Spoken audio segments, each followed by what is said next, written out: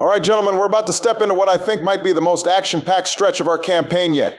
Sessions 11 through 15, big moves, big stakes, and dare I say, some of our finest teamwork to date. Teamwork? Oh, please. If the MVP votes don't say Donovan Tiberius carried the show, I don't know what will. But sure, Barack, let's call it teamwork. You mean like that time you led us right into the mouth of the sea serpent? Strategic misdirection, Joey, classic Sun Tzu. And I remind you, I fought us out of what could have been total annihilation. That's leadership. He's got a point, Biden. We've all had our moments, but I'll admit, Donnie talking his way out of that mess was something. Reminded me of an old mission back in Red Dead 2, except there weren't any sea serpents, just a mountain lion and some cattle rustlers. Speaking of serpents or lack thereof, what we faced in these sessions has been a wild mix, treacherous mountain paths, relentless monsters, and plenty of moments where one bad roll could have spelled disaster. Don't forget the charm spells, though. Those really pulled us through. I mean, we've had our fair share of close calls, but hey, we're still standing, and who knew sneaking around bandit camps would make me miss the quiet of the Senate floor? The Senate? Joey, sneaking around there is how you got half of those bills passed. Now, let's not give the viewers the wrong idea. This stretch has been about more than just battles. It's about strategy, surviving against the odds, and maybe, just maybe, growing a little closer as a party. Well said, George. I'll just add this: as much as we joke around, these sessions reminded me of why we love this game. High stakes, big laughs, and a few heart-pounding moments that'll stay with us. And speaking of staying with us, folks, stick around. You're going to see some of our best and worst decisions yet. Worst? Speak for yourself. My decisions are flawless. Let's just let the audience decide that, Donnie.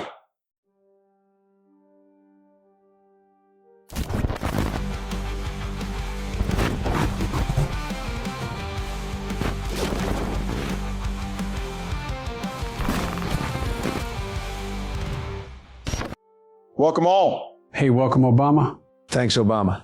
Come on, everyone sit down, and Obama, you need to spit out the results from the MVP comment selection. I need to know who won.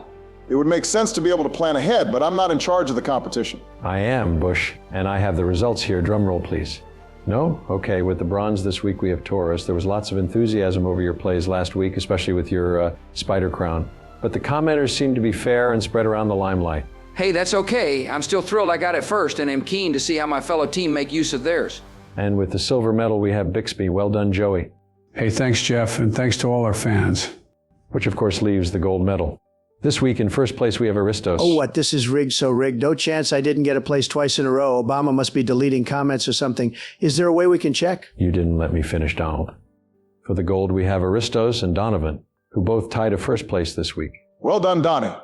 Oh, yeah, that sounds more right. Still not sure how he matched me. Must be a bunch of pity votes or something. But who gets the prize, Jeff? Well, now that is the question, Donald. I thought maybe we'd do rollies for who gets the inspiration, but thought I'd bring it up to the group and get a consensus. Seems fair to me. Yeah, sounds good. Yeah, I think that's a fair way to decide. However, as it seems we're heading into town this week, where there will no doubt be some social roles, I think it would be more strategic for me to concede Yeah. Quiet, Obama. Stop trying to plead your case as to why you should get it. Rollies is fair, and you know it. Besides, how can I lose with the roles you've been getting? You know what, Donnie? Fine, let's do rollies. Okay, gentlemen, it seems we are all in agreement. Roll those dice. Just straight D20, yes? Easy, a bigly 16 for me. Ah, darn, still got cursed dice. A 9 for me, Jeff. Congrats, Donnie. And with that, the inspiration goes to Donovan. Congratulations. Don't forget to cast your votes again in the comments for next week, guys. Nice and clear if you can. There were a few ambiguous comments this week, but I'm sure I got the totals right. Yes, you did, Jeff. No point wasting time on a recount. All right, with that out the way, I'll give us the quick recap. All right, folks, let me catch you up. We started this grand adventure running all over ancient Greece at the behest of this old elf guy, the academic. He's got us chasing relics tied to the gods, like this lion's skin. Along the way, we've tangled with a sea serpent, smashed through giant rats, and even dealt with some shady toll collectors at the Corinthian wall. There's been plenty of trekking through heat, mountains, and caves, and of course a whole lot of bickering. But hey, that's what makes it fun, right? Now we're on the hunt for a legendary lion, this time no dragon, but let me tell ya, this ain't your average hike through the Texas brush, more like a straight shot up the Guadalupe Mountains. This past session, oh boy, it was something. We climbed deeper into that cave, and let me tell ya, it wasn't welcoming. Cobwebs, tight passages, and a whole lot of creepy crawlies. We thought we'd just be dealing with some giant rats, and we did take care of a few, but then we got hit from above by some giant, mean-looking spiders. Yep, seemed like we got ourselves in a real situation. By the end of it, we were bruised, battered, and ready to charge into the cave of a dragon. But instead of a dragon, what we found was 3 kobolds practicing spells.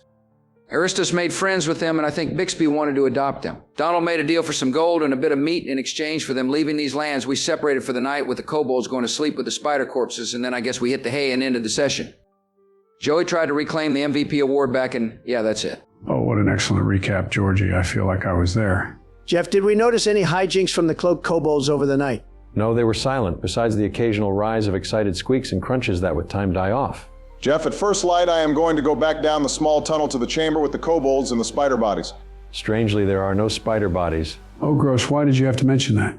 Only so that when the kobolds come to get their gold and don't ask for Taurus venison, you understand why. There was more than 10 pounds worth of spider. That's horrible. Oh no, so I don't get to go hunting tonight. We can still go for practice either way, but sounds like we might not need to actually hunt an animal for dinner tonight. But don't worry, I have an old training drill from Crete we can try. Okay, Bix, sounds great. Sounds like a lot of work. Jeff, I am going to pack up and go sit outside this cave, enjoying some sunlight. Actually, before I do that, I would like to rummage through this cave for coins, gems, anything the wannabe dragons might have dropped, missed, or stored away. Excellent. How exciting. A roll this early on out of combat is rare. It will be Investigation Donald. Okay, well, not a great start. I got an 11. With an 11, you don't find much beyond what Aristos found last night, with the exception of 7 copper pieces, 3 silver, and a single gold. However, the gold and 2 of the silver are under the kobold's dragon shrine to Hephaestus. Okay, and Well, do you want to destroy it so you get to them? what do you think? Hey, that turned out pretty good. I guess off an 11, I am happy with that. Jeff, I put it all in the bag in my backpack and then head out into the sunshine. After having some breakfast, I head out and follow Donovan. Okay, as you step out, you catch a glorious view of the valley, lit up with the pink light that only so rarely occurs on the most pristine summer's morning. The town of Medea is still sitting in shadow, being deep in the valley silhouetted by mountains, but up high on this mountainside you can feel the rays of Apollo warming your face. I turned to Taurus. I needed this. I needed to be out of that cave. You like Bixby? Scared of the underground? Me? Seriously? No, it's nothing like that. It's just. Donovan looks back out at the valley before him, looking for a few farm hands starting their days, a flock of birds, and all the other wonders that lay before him. It's just that while being underground, well, I missed this, the reason why I adventured in the first place. It sure is beautiful, isn't it? My land back home is mountainous too, not like this. Funny that, isn't it, how mountains are mountains, but they are also different to mountains. Ah, yes, very astute. Speaking of Bixby, do you think he forgot he's scared of being underground? He has no reason to be in there, but he's just wandering around aimlessly. You know what, that actually makes sense. Bixby, what are you doing? Is that Taurus asking her, Bushy? Well, I would have packed up my bed and yes, well, Aristos and I were well. Jeff, I want to lead the kobolds out back into the main chamber. Do they have a backpack? Like, where is the meat and the exoskeleton of the spiders? They didn't eat them all, right? Wait, actually, Jeff, I suspect I don't want to know. Okay, I'll lead them out and don't think about that again. Oh, hi, Aristos. And hi, my scaly friends. How did you sleep? Fine, I guess. I wasn't really asking you. The kobolds look in dismay at their small shrine made of bones and sticks, laying now destroyed by Donovan's rummaging for coins. The kobold angrily turns his head away from you, while exclaiming something that must have been in Draconic because you didn't manage to catch it. His hand is thrusted out. Jas drop Jas of Eosphano Evi Waps Aaron Cole Stasics. Oh, damn, Aristos would remember what Donovan's deal was, but Obama can't. Where is Donovan? Can I see him? Why isn't he in here? I go where I want. From his position laying back against some slowly warming rocks, you can't see him, no, but you can hear his and Taurus voices chatting away. You are right, though, that Aristos remembers, though, it was 9 gold pieces. Where's your share now, Donovan? I mutter under my breath as I hand over the coins from our now dwindling stash. The kobold quickly snatches them, and the arm disappears into the coat for a moment. The kobold turns to leave, giving you a quick nod, a glimmer of friendship, before his eyes cross the shrine's ruins and the same face turns to sorrow as they walk out into the morning light, not saying another word as they scuttle up over the mountain. Wait, the kobold in a trench coat is going right over the mountain. Ha, must be tough little fellows. Jeff, I lead Bixby out, and we join the other 2 in the sunshine, enjoying a breath of fresh air. Do you see that little cattle shed in that paddock there, Aristos? The one between the 3 trees, yeah, I see it. Notice how the cows are out in the paddock? Well, Taurus spotted a young couple slipping into a cattle shed earlier, probably just practicing teamwork, learning the value of working closely together. Very closely. Tremendous dedication. Really done a few team bonding sessions like that myself. I don't get it. There's not much to get Bixby. A lot of wasted words from 2 immature peeping men. Donovan, why did you destroy their shrine? Well, I didn't mean to, but also they didn't need it, and it was built on 4 copper coins and a silver. That's nothing. Well, loot is loot. Gotcha there. I agree. Bixby? Really? I still don't think it was very smart. They could have been our friends. 3 dumb illegal kobolds, who cares? They won't need it again. They won't be back. It was a shrine to Hephaestus. Well, at least partially, I think. The god of metal crafting and fire, my coveted deity. Many would consider that an act of blasphemy. All right, sheesh, I'm sorry. No, I mean it. I am sorry, I didn't mean to desecrate any shrine, but especially not to your god. If I had have known, I would have been more careful. Huh. Actually, that was kind of easy. Apology accepted. Aw, friends. Let's not go that far. Hey, we know he loves me. He can't stop talking about me, thinking about me. Jeff, can we make a start on the day? I guess cause it wasn't a dragon, we probably won't get the full payment, but a few more gold coins would be sweet. Hey, we should find a side quest where I can get a magical weapon or armor. You don't wear armor. Oh, yeah, that's right. Hey, sorry, I got carried away. Jeff, we make our way down the mountain again? Do we need to make checks? No, not this time, as you are not under an aerial threat and have plenty more time and familiarity with the terrain. You can make your way down, no dice needed. Are you making your way back to the town of Medea? Yes, let's get going. We have a lion to hunt. Oh, really? That sounds scary. Ah, yes, the first light of dawn spills over the horizon as you begin your descent into the valley below. The mountain air, though cooler at this height, carries with it a hint of the summer warmth already stirring below. The path is steep, narrow in places, winding down through jagged rocks and weathered crags that look as though they've stood watch for centuries. Here and there, wildflowers cling stubbornly to the cliffs, their vibrant colors defying the harsh terrain. Below, the valley stretches out like a painted canvas, soft greens and golden yellows shimmering under the rising sun. The sound of distant birdsong mingles with the faint rustle of leaves as the morning awakens around you. As you move lower, the trail evens out, weaving through groves of olive trees that cast dappled shadows over the path. Their silver leaves glint in the sunlight, whispering softly in the gentle breeze. You pass clusters of fig trees, their fruit heavy and fragrant, with an occasional hair darting into the underbrush at your approach. The air here is thick with the scent of ripening crops and warm earth, the valley alive with the quiet hum of life. Dry stone walls line the fields, their edges softened by creeping vines, and the faint sound of flowing water from a hidden stream adds a soothing rhythm to your journey. It's peaceful, idyllic even, a stark contrast to the rugged mountain behind you and the tension in the air of the travel the day before. At last, the narrow trail widens into a modest dirt road leading back toward the small town of Medea, nestled in the valley's heart. The now familiar buildings, simple but sturdy, are arranged in a loose cluster, their sun-worn stone facades glowing softly in the early light. Small fields stretch out around the town, dotted with grazing sheep and goats, their bleats and bars heard faintly in the distance. The road is lined with rows of grapevines, their leaves lush and vibrant, promising a fruitful harvest. Yet, as you draw closer, the usual hum of a waking town is missing. Doors remain shut, and the streets are eerily quiet. Only the occasional shadow flits behind drawn curtains, a reminder of the unease lingering here. Whatever peace the valley offers, Medea seems to hold its breath in quiet anticipation, many faces lighting up as they see the four adventurers returning in good stead. Eventually, one small boy, more brave or foolish than the adults, calls out, "Was it terrifying? Did you use your sword or magic? Oh, please tell us all about it." Quickly, a flurry of questions and praises are called out as more and more townsfolk gain the confidence to leave their home. You back? Did you see it? The dragon? Is it gone? Please tell us it's gone. Welcome back. You, survived, I see. So, does that mean we're safe now? Or, not yet? Did you kill it? Was it huge? Did it breathe fire? We all watched the great battle last night. You did it, didn't you? You faced it. What was it like? And did you bring back anything from it? A small gaggle of townspeople have come out and are now following you along, many looking expectantly at you all, desperately hoping for some good news or a fabulous story. Jeff, I am going to stop our march and clarify what happened last night with the townspeople. Hello, great people of Medea. You are all safe. What you thought was a dragon. It was actually 3. Don, what are you saying? Jeff, I find a small crate or barrel to stand up on and address the crowd. Fearful people of Medea, it is I, Donovan Tiberius, the golden voice of victory and vision. I cannot be long as I must report this to your lord, and then I have many other beasts to slay and adventures to have, including turning your infamous lion into a hall rug. But the rumors are true. The dragons are dead. Not just 1, but 3 horrible beasts living in that horrible, awful cave are now as dead as a dog. Yesterday morning, I, with the support of my friends, especially the incredibly strong Taurus, some say he's as strong as Hercules. I don't know, it's just what some people say. I've heard them. I know he's so big and strong, just look at him. Even I'm scared of him. Well, not really, I'm not scared of anything, but if I was, it would be him. Yesterday morning, we climbed the mountain and found a small back entrance to the dragon's lair. I made the decision to try to use it to sneak up on the dragon, which we did. Hey, now that's malarkey. I found the cave. Only when actually engaged with the dragon in the deadly arts did I realize it was not 1 but 3 dragons. We fought all day long and into the night, but eventually we were victorious and were able to save your town from this illegal invasion. One of the dragons, the mightiest of the 3, tried to flee from me, but Taurus, so big and mighty, leapt up into the air like you wouldn't believe and got it with his horns. It was like the craziest rodeo. You folks are going to just have to believe me.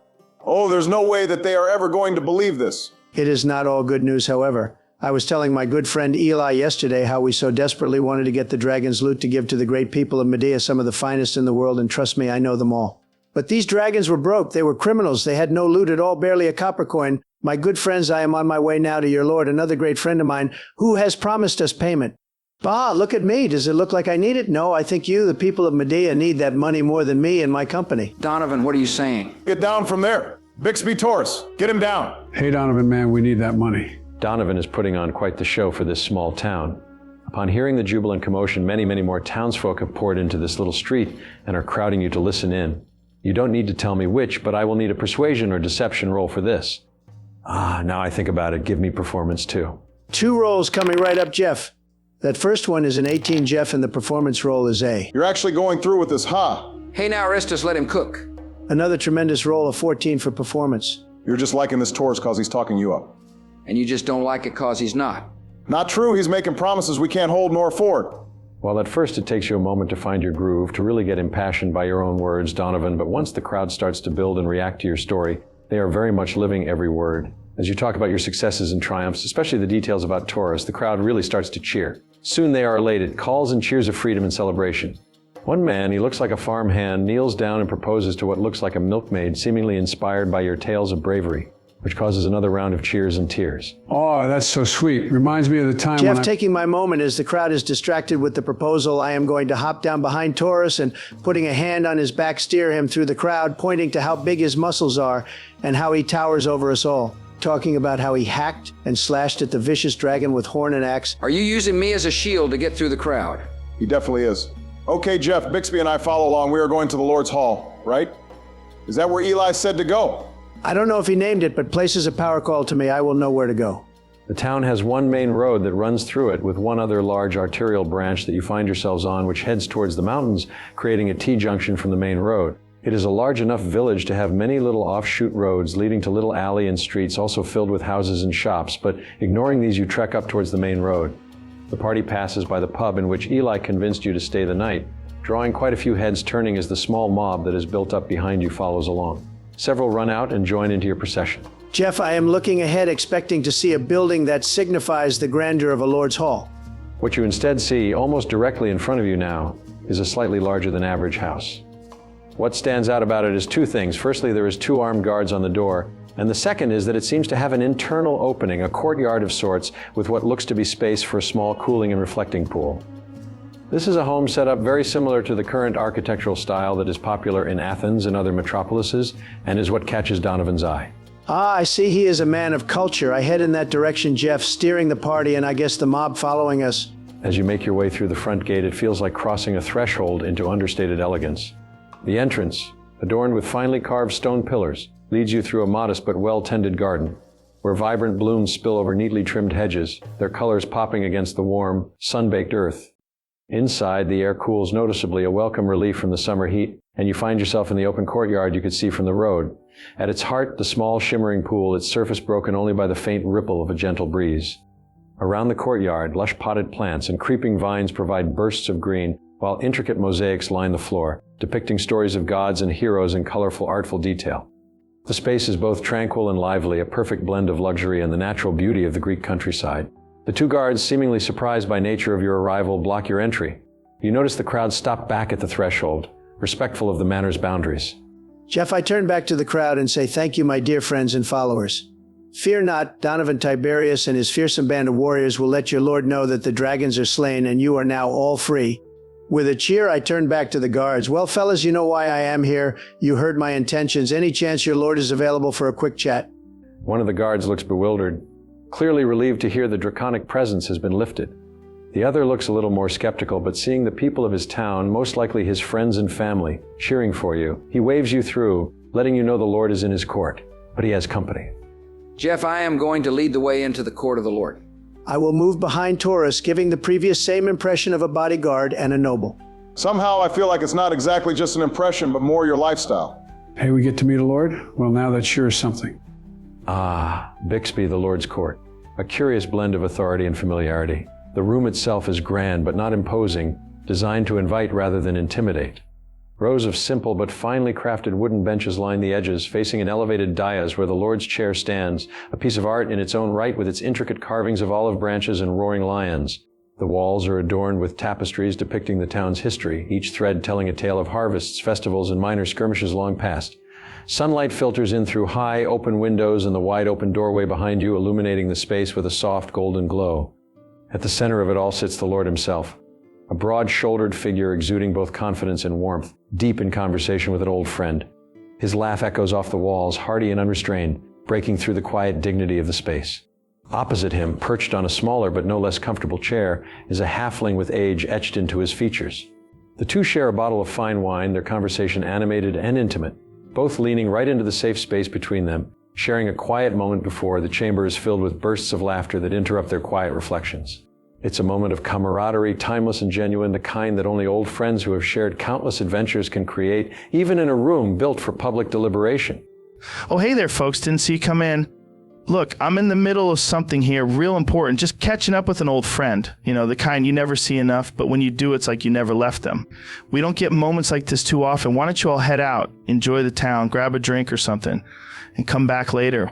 We'll talk then, I promise. I am Donovan Tiberius, and you owe me pieces of 600 gold. Ah, what now? You heard me, you owe me 600 gold. You had the bounty out on the dragon's head, correct? The one up in the mountain cave? Yes, I am indeed Lord I.S. Leon Tarkos, protector of Medea and all its people. I did have a bounty out on the dragon, but it was only for 200 gold pieces. That was for one dragon, yes, but there were 3 up in that cave. Mighty Lord of Medea, I understand you are in an intimate meeting here with what I can only assume is your grandpa, but I insist you both gather close and let me, Donovan Tiberius, monster slayer, adventurer, hero, and entrepreneur, tell you a tale so grand, so harrowing you'll scarcely believe it.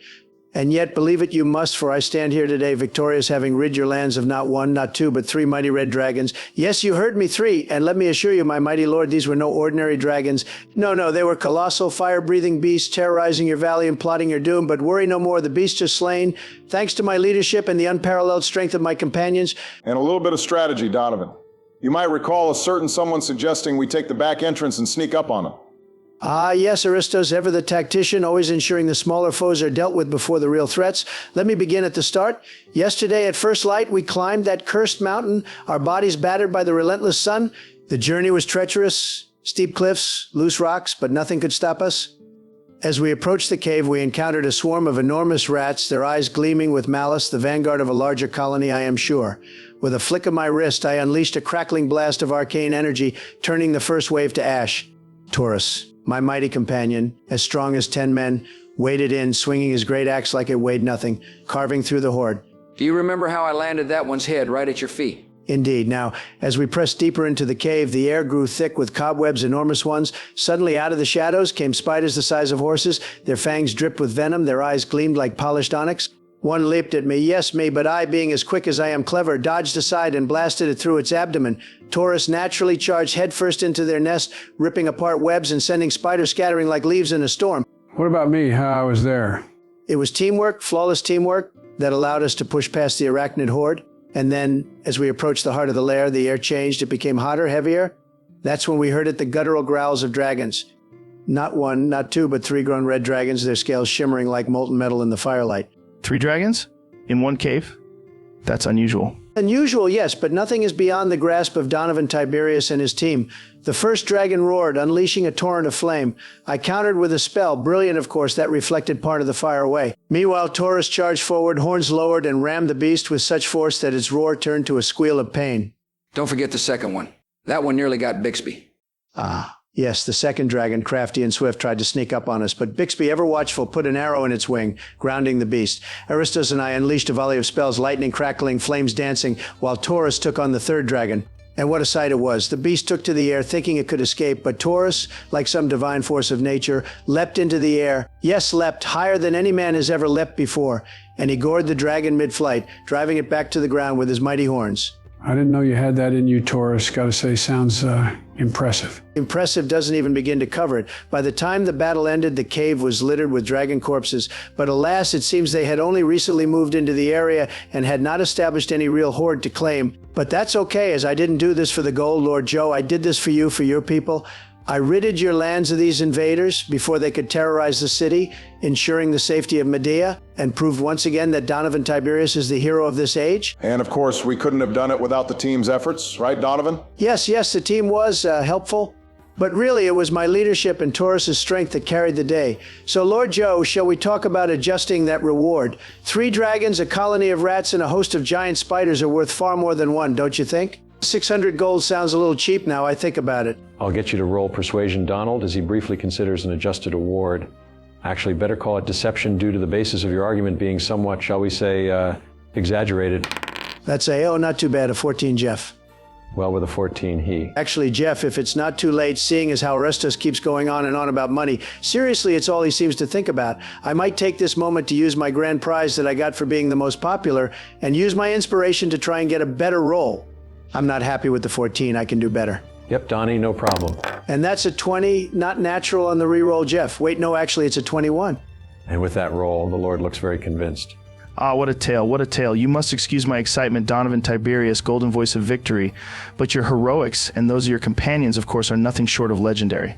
I knew it was at least a dragon. I saw the cave glow, and it could only be one thing. My court advisor said it was unlikely and not to announce my suspicions as to not cause a panic. But I couldn't in good faith put my citizens in danger hiding something like that.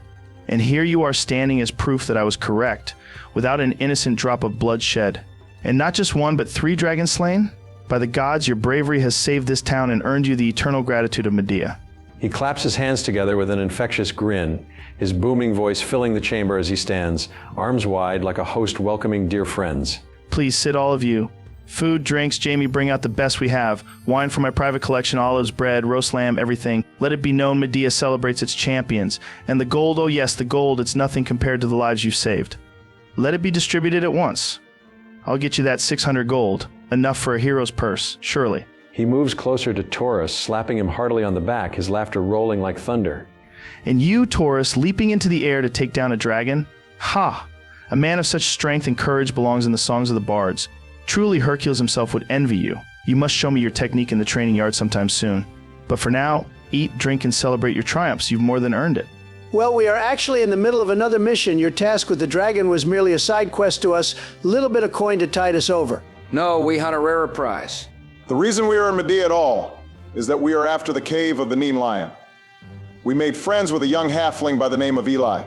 There is a rustle of movement behind the party in the courtyard, but it's quickly dismissed as the elderly halfling on the Lord's right call out. Oh, Eli. Yes, that's him. Oh, do you know little Eli? Has a longtime friend of ours. Didn't we meet him the day before yesterday? Hello, everyone. I can see you have already begun entertaining Lord I.S. and my Uncle Billy. Oh, that's your uncle? The one with the maps? I'm something of the local cartographer, yes, indeed. Gentlemen, I sense you have many questions for these 3 given the time I might leave the session here, where you have time to think of all the questions you want to ask on how to best hunt down the lion. Can my fans maybe help me with some questions below? I can't think of any right now. Well, I have plenty already, but still want the guidance and wisdom of all our commenters. So please, folks, while you are writing down your MVP votes, please think of any questions you might ask. We have a local lord, a historian, and I guess Eli too. And folks, don't forget to nominate someone for inspiration if you feel someone did especially well this week. After his long and rousing speeches, I think Donnie's in the running to get it twice in a row. It better be, or I know this is rigged. Hey, now, it's not rigged. It's just that Jeff gets to choose every time. He what? Ha, got him.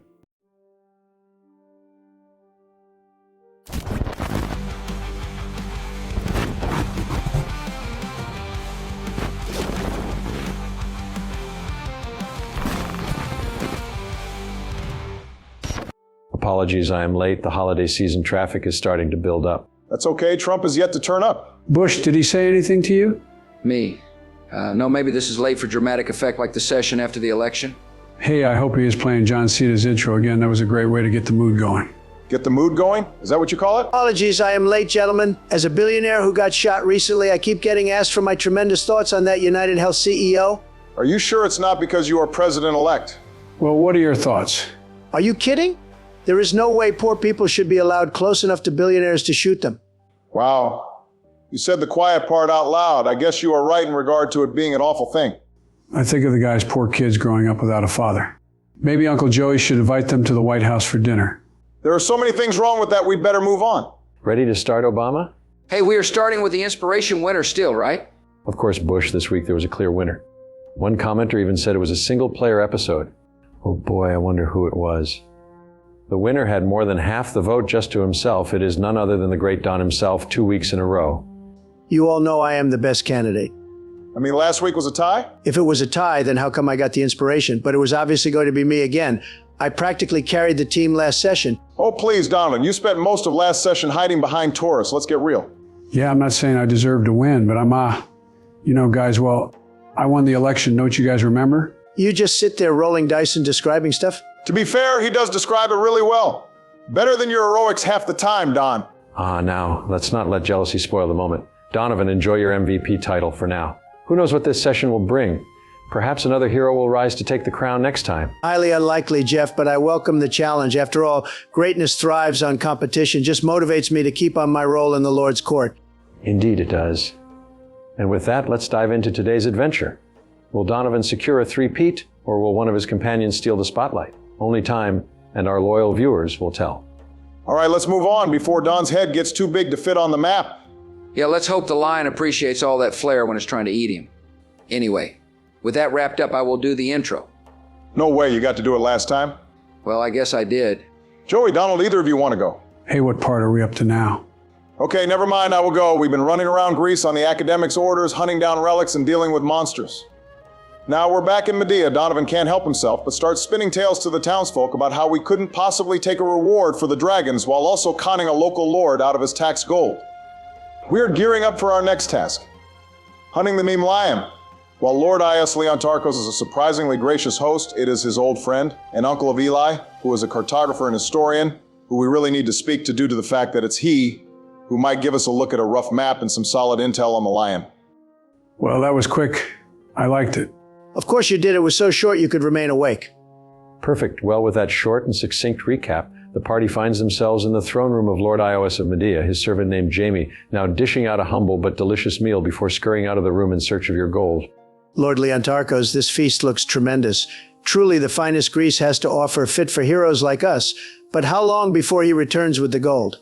Well, you see, 600 gold pieces all at once is a lot to come up with so quickly, even for a lord like me. So sit back, get yourself a plate of that lamb. I know it's going to be immaculate, and some of that fig sauce too, and wait tight. I have to be clear, though, we will get you the money. I believe you, and I am a dragon believer too. Apologies. Humbly, my lord, my friend meant no offense. We are more than happy to wait and enjoy your generosity. Donovan, we are after knowledge about the Nemean lion, right? Why don't you start there? Fine. Now, okay about this lion. Billy, my man, you're a cartographer, right? You must know everything about this creature. That's what cartographers do, right? Lay it on us. Oh, my dear lad. I've studied the maps of this region for decades. Myths aren't a cartographer's main trade, but they are a somewhat unusual intrigue of mine. And the Nemean lion are. Quite the beast. Its skin is said to be impenetrable, impervious to arrows, blades, and yes, even fire. It roams the hills near Nemea, favoring caves for shelter. And it has quite the appetite, you see, livestock, travelers, you name it. Wait, did you say impenetrable to fire? Oh gosh darn. What's up? What do you say that? Because the sensible wisdom of Aristos bought oil flasks to light it on fire in Athens. No, it was actually Bixby's idea. He just doesn't remember. No, I remember it never happened. I never waste money so frivolously. Oh, come on now. Most of the commenters are saying we should get poisoned. Isn't that metagaming? No way, that's a legitimate tactic. Streamers do it all the time. I guess so. So do we buy some more poison? Or even would we? I'm sorry to tell you, esteemed gentlemen, but there is no apothecary in town. The only poisons we'd have would be medicines in small doses, but I don't think we have enough to hurt the monstrous Nemean lion. There has to be a way. I say just let me wrestle it. I say we go find it and try things that work on it. If Hercules can do it, so can we? Not exactly the same. I'd like a plan before we go. Billy, what wisdom can you share? Plan? You need a plan? Taurus and I are planning now to come up with an idea later. I always have tremendous ideas. We'll outsmart it, trap it, and if necessary, burn it alive. Something will work. Ah, well, I'm afraid the myths speak of Hercules defeating it with brute strength, strangling it with his bare hands. Quite the feat. My horned friend, you are quite the specimen. But a demigod you are not. No offense to your myths and maps, Billy, but you can't beat raw power. I'll take the thing down myself. Uncle Billy didn't just come for the lion. You know, he had a vision, a premonition about you all. He said you'd need his help. A premonition, huh? That's neat. Did it say anything about who's cooking the dinner tonight? 'Cause this lamb smells divine, maybe we could take some to go? It said 4 friends of Eli would need guidance to find the lion.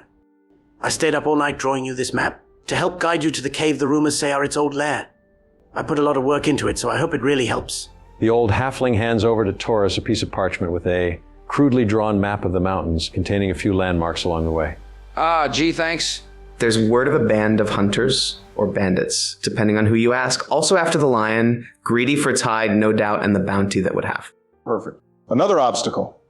Can we just have one monster hunt without extra distractions? Not to worry, Aristos. We'll handle these bandits. Is there anything else in that wonderful eccentric noodle of yours up there, my friend? I may not know a lot, but I know a few things. The lion is said to prefer the cool, shadowed caves at the mountain's base during the heat of the day. But at night it prowls the hills and valleys, hunting anything that moves, livestock, travelers, even other predators. It's not just a beast. It's cunning, almost unnaturally so. Legends claim the Nemean lion is not of this world. Hera herself is said to have birthed it to challenge the heroes of Greece. No blade, arrow, or flame has ever pierced its hide. But the stories say Hercules defeated it with sheer strength, strangling it with his bare hands and an unbreakable rope. Perhaps its underbelly is less armored, or maybe its mouth is its only weak point. But that's only speculation. The cave is said to be hidden among jagged cliffs, with an entrance so wide it could swallow a wagon whole. It's marked by clawed-up rocks and bones scattered nearby, remnants of the lion's previous meals. The hills leading to the cave are treacherous. Sharp rocks, loose soil, and narrow paths. Travelers who've dared approach have reported strange sounds, like low growls that echo across the valleys, even when the lion isn't visible. The region isn't just home to the lion. There are rumors of harpies nesting in the cliffs and deadly vipers in the grass this time of year. Even the bandits I spoke about might pose a greater danger than the lion itself if they catch you unprepared. Oh, I am never unprepared for bandits. I've taught many a few lessons over the years. Didn't you do a fair bit of, say, pillaging yourself? Oh, pillaging and banditry are two very different things. Yeah, totally different, Aristos. How so? I have to say I also agree they are two totally different things. Wow, the more you learn. The small room drops silent for a second as everyone digs into the fantastic spread laid out before you. Being in this safe place enjoying the meal brings you a rare moment's peace. But it doesn't last long. Shortly after, the assistant to the Lord approaches him and hands over a small bag. Oh, perfect, our reward. Alas, as I said earlier, we were unable to come up with 600 gold on the spot. Oh, what? No way. So instead have offered you 300 gold and 32 platinum. I know the deal was for gold, but this is the best I can do. Who do you think we are? With that offer? Jeff, I am going to jump in quickly here, shoving Taurus out the way. Apologies, my friend is not used to accounting. We are most grateful for your offer. Speaking of treasure, that dragon, the dragon trio, was very poor. Their hoard was no more than a few copper pieces. Is the lion a collector of coin or magical items? Well, not that I have heard of. Mostly behaves like a normal lion, I believe, though larger and more aggressive. I haven't seen many with my own eye, but the few I have don't have the opposable thumbs needed to move things like coins or valuables. Just bodies, limbs, those kind of things. Really? Gross, did you need to ask that, Don, while we're eating? Come on. Well, what's a better question you would ask? Well, I want to know what poisons are known to work on the lion. Bixby, we already discussed poisons. We don't have them or enough of them for a large lion, and there's none in this town. Yeah, well, if we did have poison, would they work, Uncle Bill? My boy, I have no idea. No one has ever tried it and lived. So then, what are its physical properties? Can enough damage break through? Are its eyes vulnerable? Tell me, little man. They say its skin is what is unbreakable. Yeah, that's what I heard. It's true, that's what the myths say. Some brave hunters say the inside of the beast's mouth isn't protected. But if I'm honest, I'm not sure I would stake my life on it. Billy, do we know what the terrain of the cave is like? What's the story of the valley and mountains that it patrols? Well, the valley's nothing too unique, makes him hard to find, wide open, lots of grass and some wildflowers here and there. The cave, big jagged thing at the far end of the valley, right where the land starts to climb up into the cliffs. You'll see claw marks all over the entrance and, bones scattered about. I imagine not the most welcoming sight. The place with bones and lion prints. Thanks for that, oh wise Billy. Ignore him. Does magic work on the lion? Like what Aristos and Donovan do? Hey, now you guys can do magic? I thought that was a figure of speech. No wonder you could beat 3 dragons. 2 mages in my humble hall at once. Who would have thought? It's a good question, Bill. What do you think? I suspect that some strong magics may have the ability to break its skin, but the protection is said to be made by Hera, Queen of Olympus and Guardian of Families. If she did weave her protection into the lion's skin, well, you'd need some incredible magic to overcome it. You clearly don't know how powerful my magics are. You clearly don't know how big your ego is either. Do you guys think that maybe it's a pride of lions? Do you really think that the famed gigantic lion is back? That's scary. Maybe it's just a few smaller lions? No way, man. We want to fight the big one from the stories, like Hercules. Aristos, did you have any further questions? No, between all your recounts and this map, I think we will be on the right direction. We should get a move on with the last couple hours of our travel time today. I agree. Your hospitality has been the finest standard, gentlemen. It truly has. It is very bigly, but we do have a lion to hunt. Make sure that you bring back the skin. We can put it up for people to attack and see if they can break it. Oh, you bet I will. Do make sure to give me notes and drawings if you can of the beast and its lair.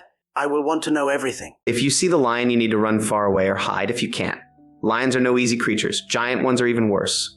Although you did well against 3 dragons, but better to be sure. I know he's only saying it because he cares, but with that I am turning and leaving Jeff. I'm not here to be talked out of fighting, only talked into it. I follow. I bow on the way out as I guess we are all leaving now. Been paid, got the intelligence. Why bother staying around? He's got a point. What about diplomacy?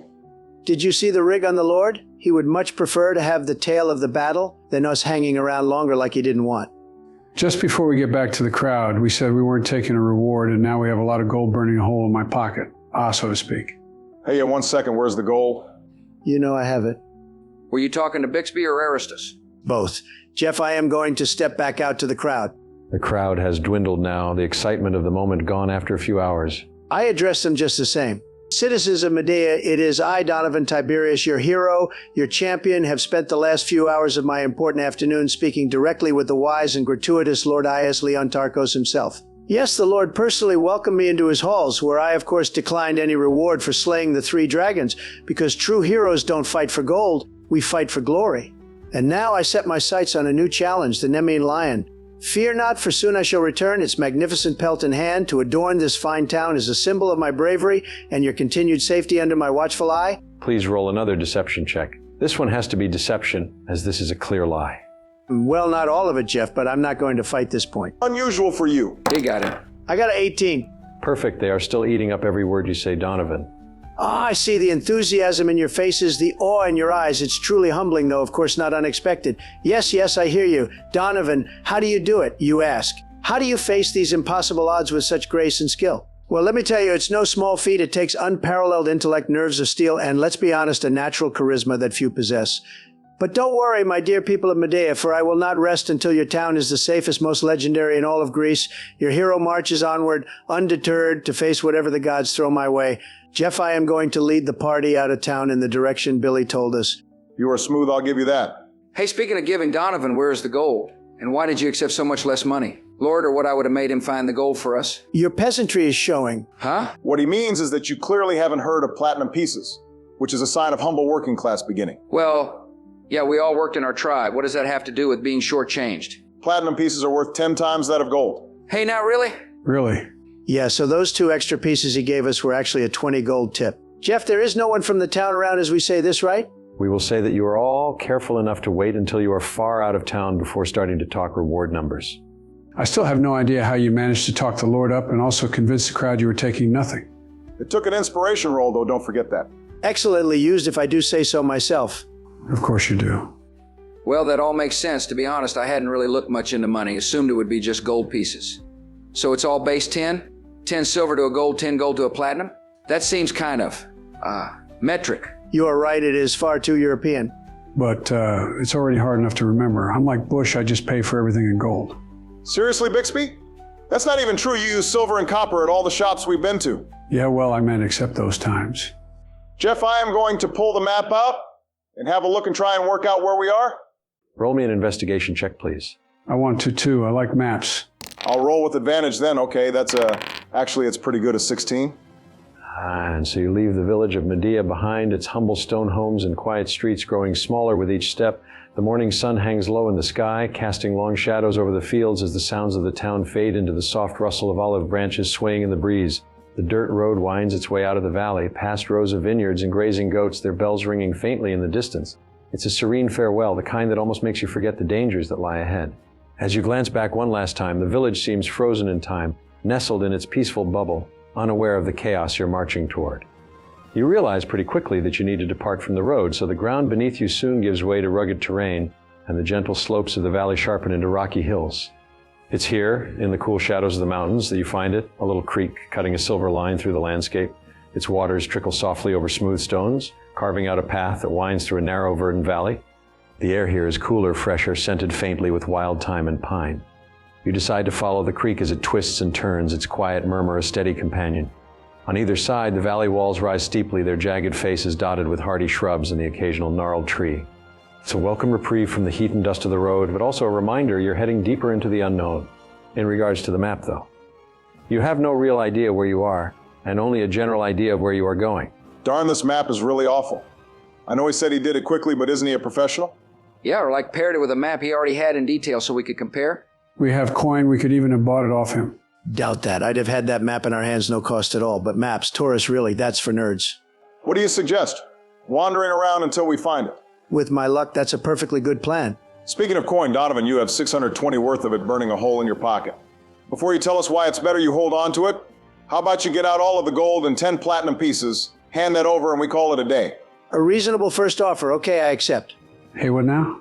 I know my math isn't great, but he's keeping more than a quarter, isn't he? No, maybe I'm wrong. How do the coins convert again? No, you are right, Bixby. We're getting just under 2/3 of the coin. But considering how our original booty was only 200 gold, I think we owe Donovan a pretty hefty tip. Plus, he loves gold the most. No, don't deny it. I wasn't going to. Yes, you were. I also realized that he could have handed none over, so wanted to make sure we got something. And didn't really want to spend the session going back and forth arguing. As the party takes a moment to pause, you realize you are done for the day. Your muscles and joints are getting weary, and the sun is starting to go down. Jeff, considering we might be in hostile territory, we are going to have no fire tonight. Aristos, Donovan, can you use your fire magic to cook our fillets? Otherwise, rare is what I like anyway. Bixby, buddy, we made good progress today. I know I need to learn the crossbow a little better, but I think we all stick around camp and quiet tonight. That's some really tactic thinking, Taurus. Don't sound so surprised. I grew up doing exactly this, roaming from valley to valley, often in lands where the people were hostile to us. Taurus, I never doubted you. Neither. I assume you are all keeping the same watch then? The same order? Yeah, I think so. And while on watch, Jeff, we are all wanting to look out for signs of a giant lion stalking. Okay, great idea, Aristos. Can you all please roll perception checks? We will do this as a group check. Okay, ready? Is anyone's total, that was total Bixby, below a 10? Below a 10? No way. Nope. Okay, good. Anyone a 21 or higher? Silent now, Donnie. Still did better than you. No one? Okay, no, the party notices nothing during the night. No giant lions, no bandits, not even a deer. You all wake on your shift and sit silently on a small rock outcrop before passing it on to the next man.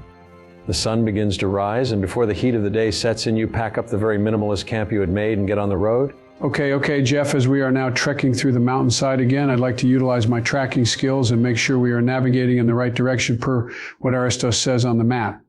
Taurus, buddy, I know you are the biggest and the baddest guy around, but maybe you can keep your trained eyes peeled out for any of those bandits Eli was telling us about.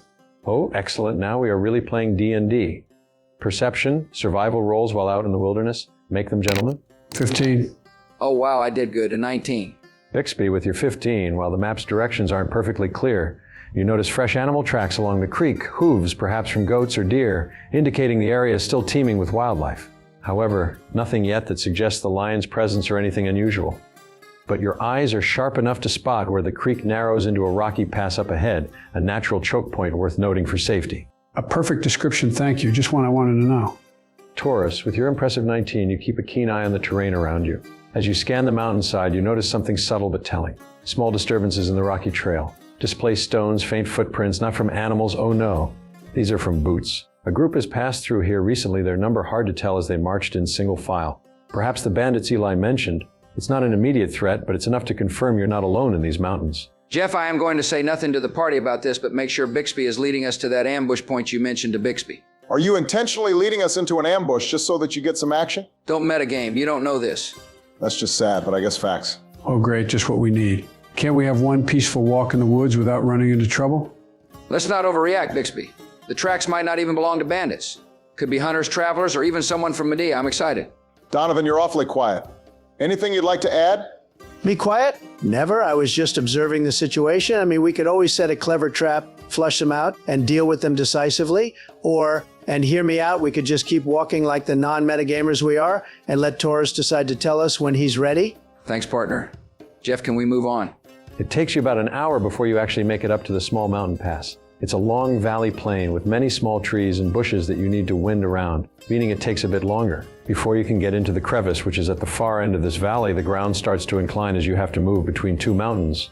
As the ground gets more rocky, shrubs and grass is becoming more sparse. Whoa, before we get there, I am going to stop the party. Finally? There has been a few fresh footprints in the ground around here, especially on this last little hill part here. Oh, really? Yep. Well, we should come up with a plan in case there is an ambush up ahead. Oh, that's okay. I already thought of a plan. Really now? What idea did you have? Well, firstly, I stop you here and tell you about the bandits. Good plan so far? Second part of the plan is we charge in.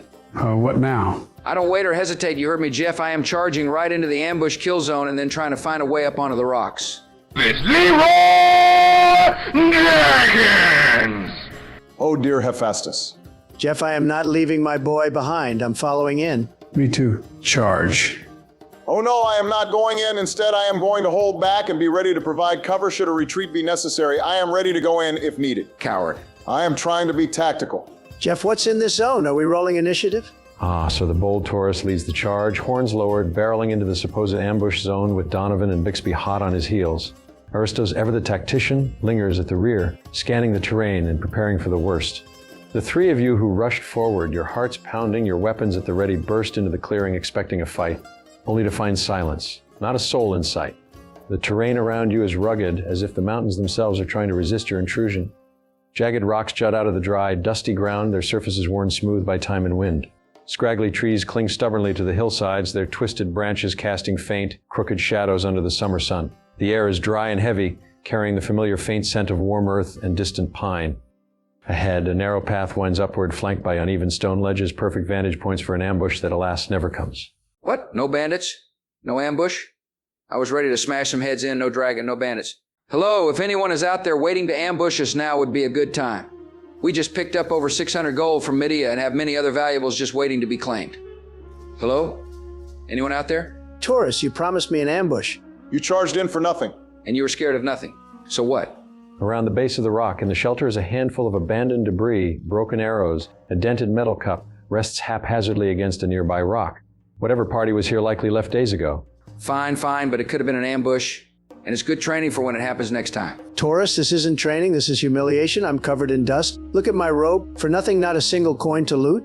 Listen, we're wasting daylight scrambling over these rocks. Let's keep moving unless you all want to wrestle some lizards next to make yourselves feel better.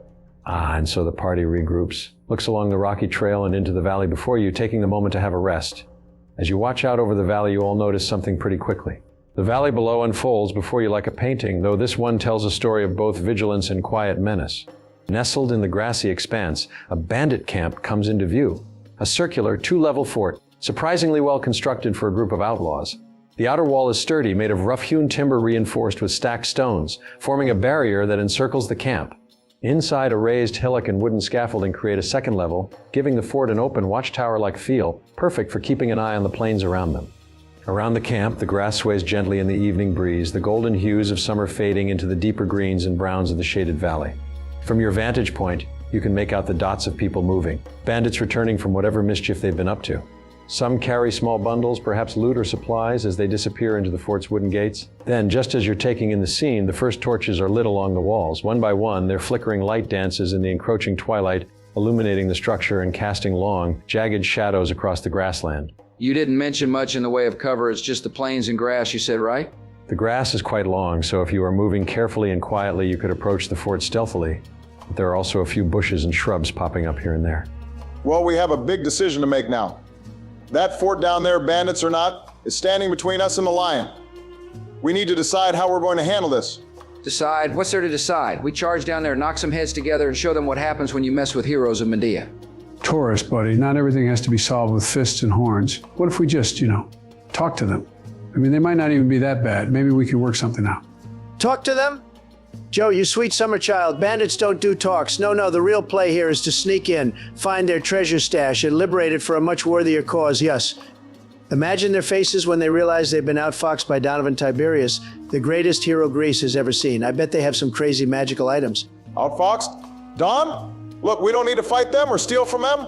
We can just sneak around, avoid the camp entirely, and stay focused on the real prize, the lion and the rope of Hera. Fighting bandits is a distraction we can't afford.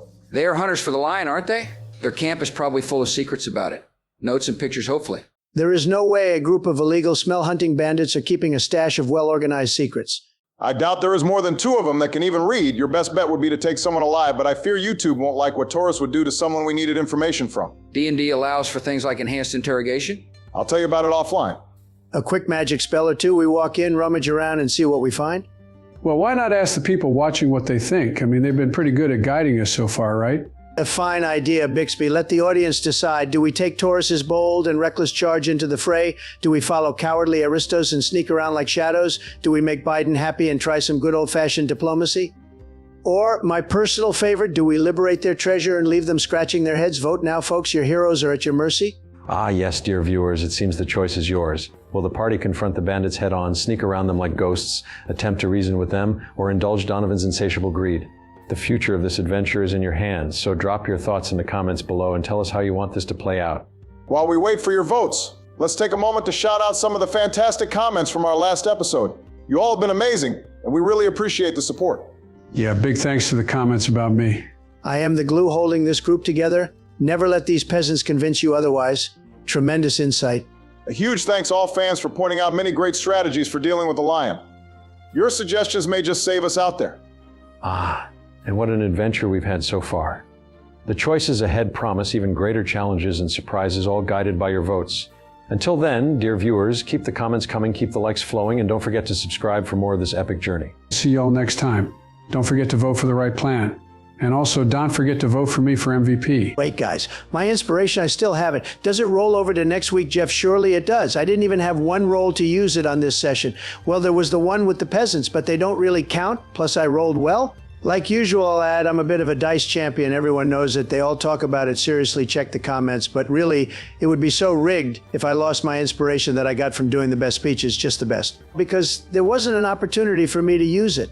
Yes, okay, Donald. While the idea is that the inspiration is used in the session following the vote, as there weren't many rolls for you this session, I will allow you to keep it for next week, but the vote will still be on, so make sure you guys vote for your MVP. Yes, vote again, guys, so I can have 2 massively big inspirations rolls up my sleeve. Hey, I really reckon it will be me this session. Or me. Let's just see what the people have to say. Until next time, everyone, take care. And have a Merry Christmas and Happy Holidays from all of us here. Merry Christmas. Merry Christmas, everybody. I can't wait for all the delicious snacks. Merry Christmas. Merry Christmas, y'all.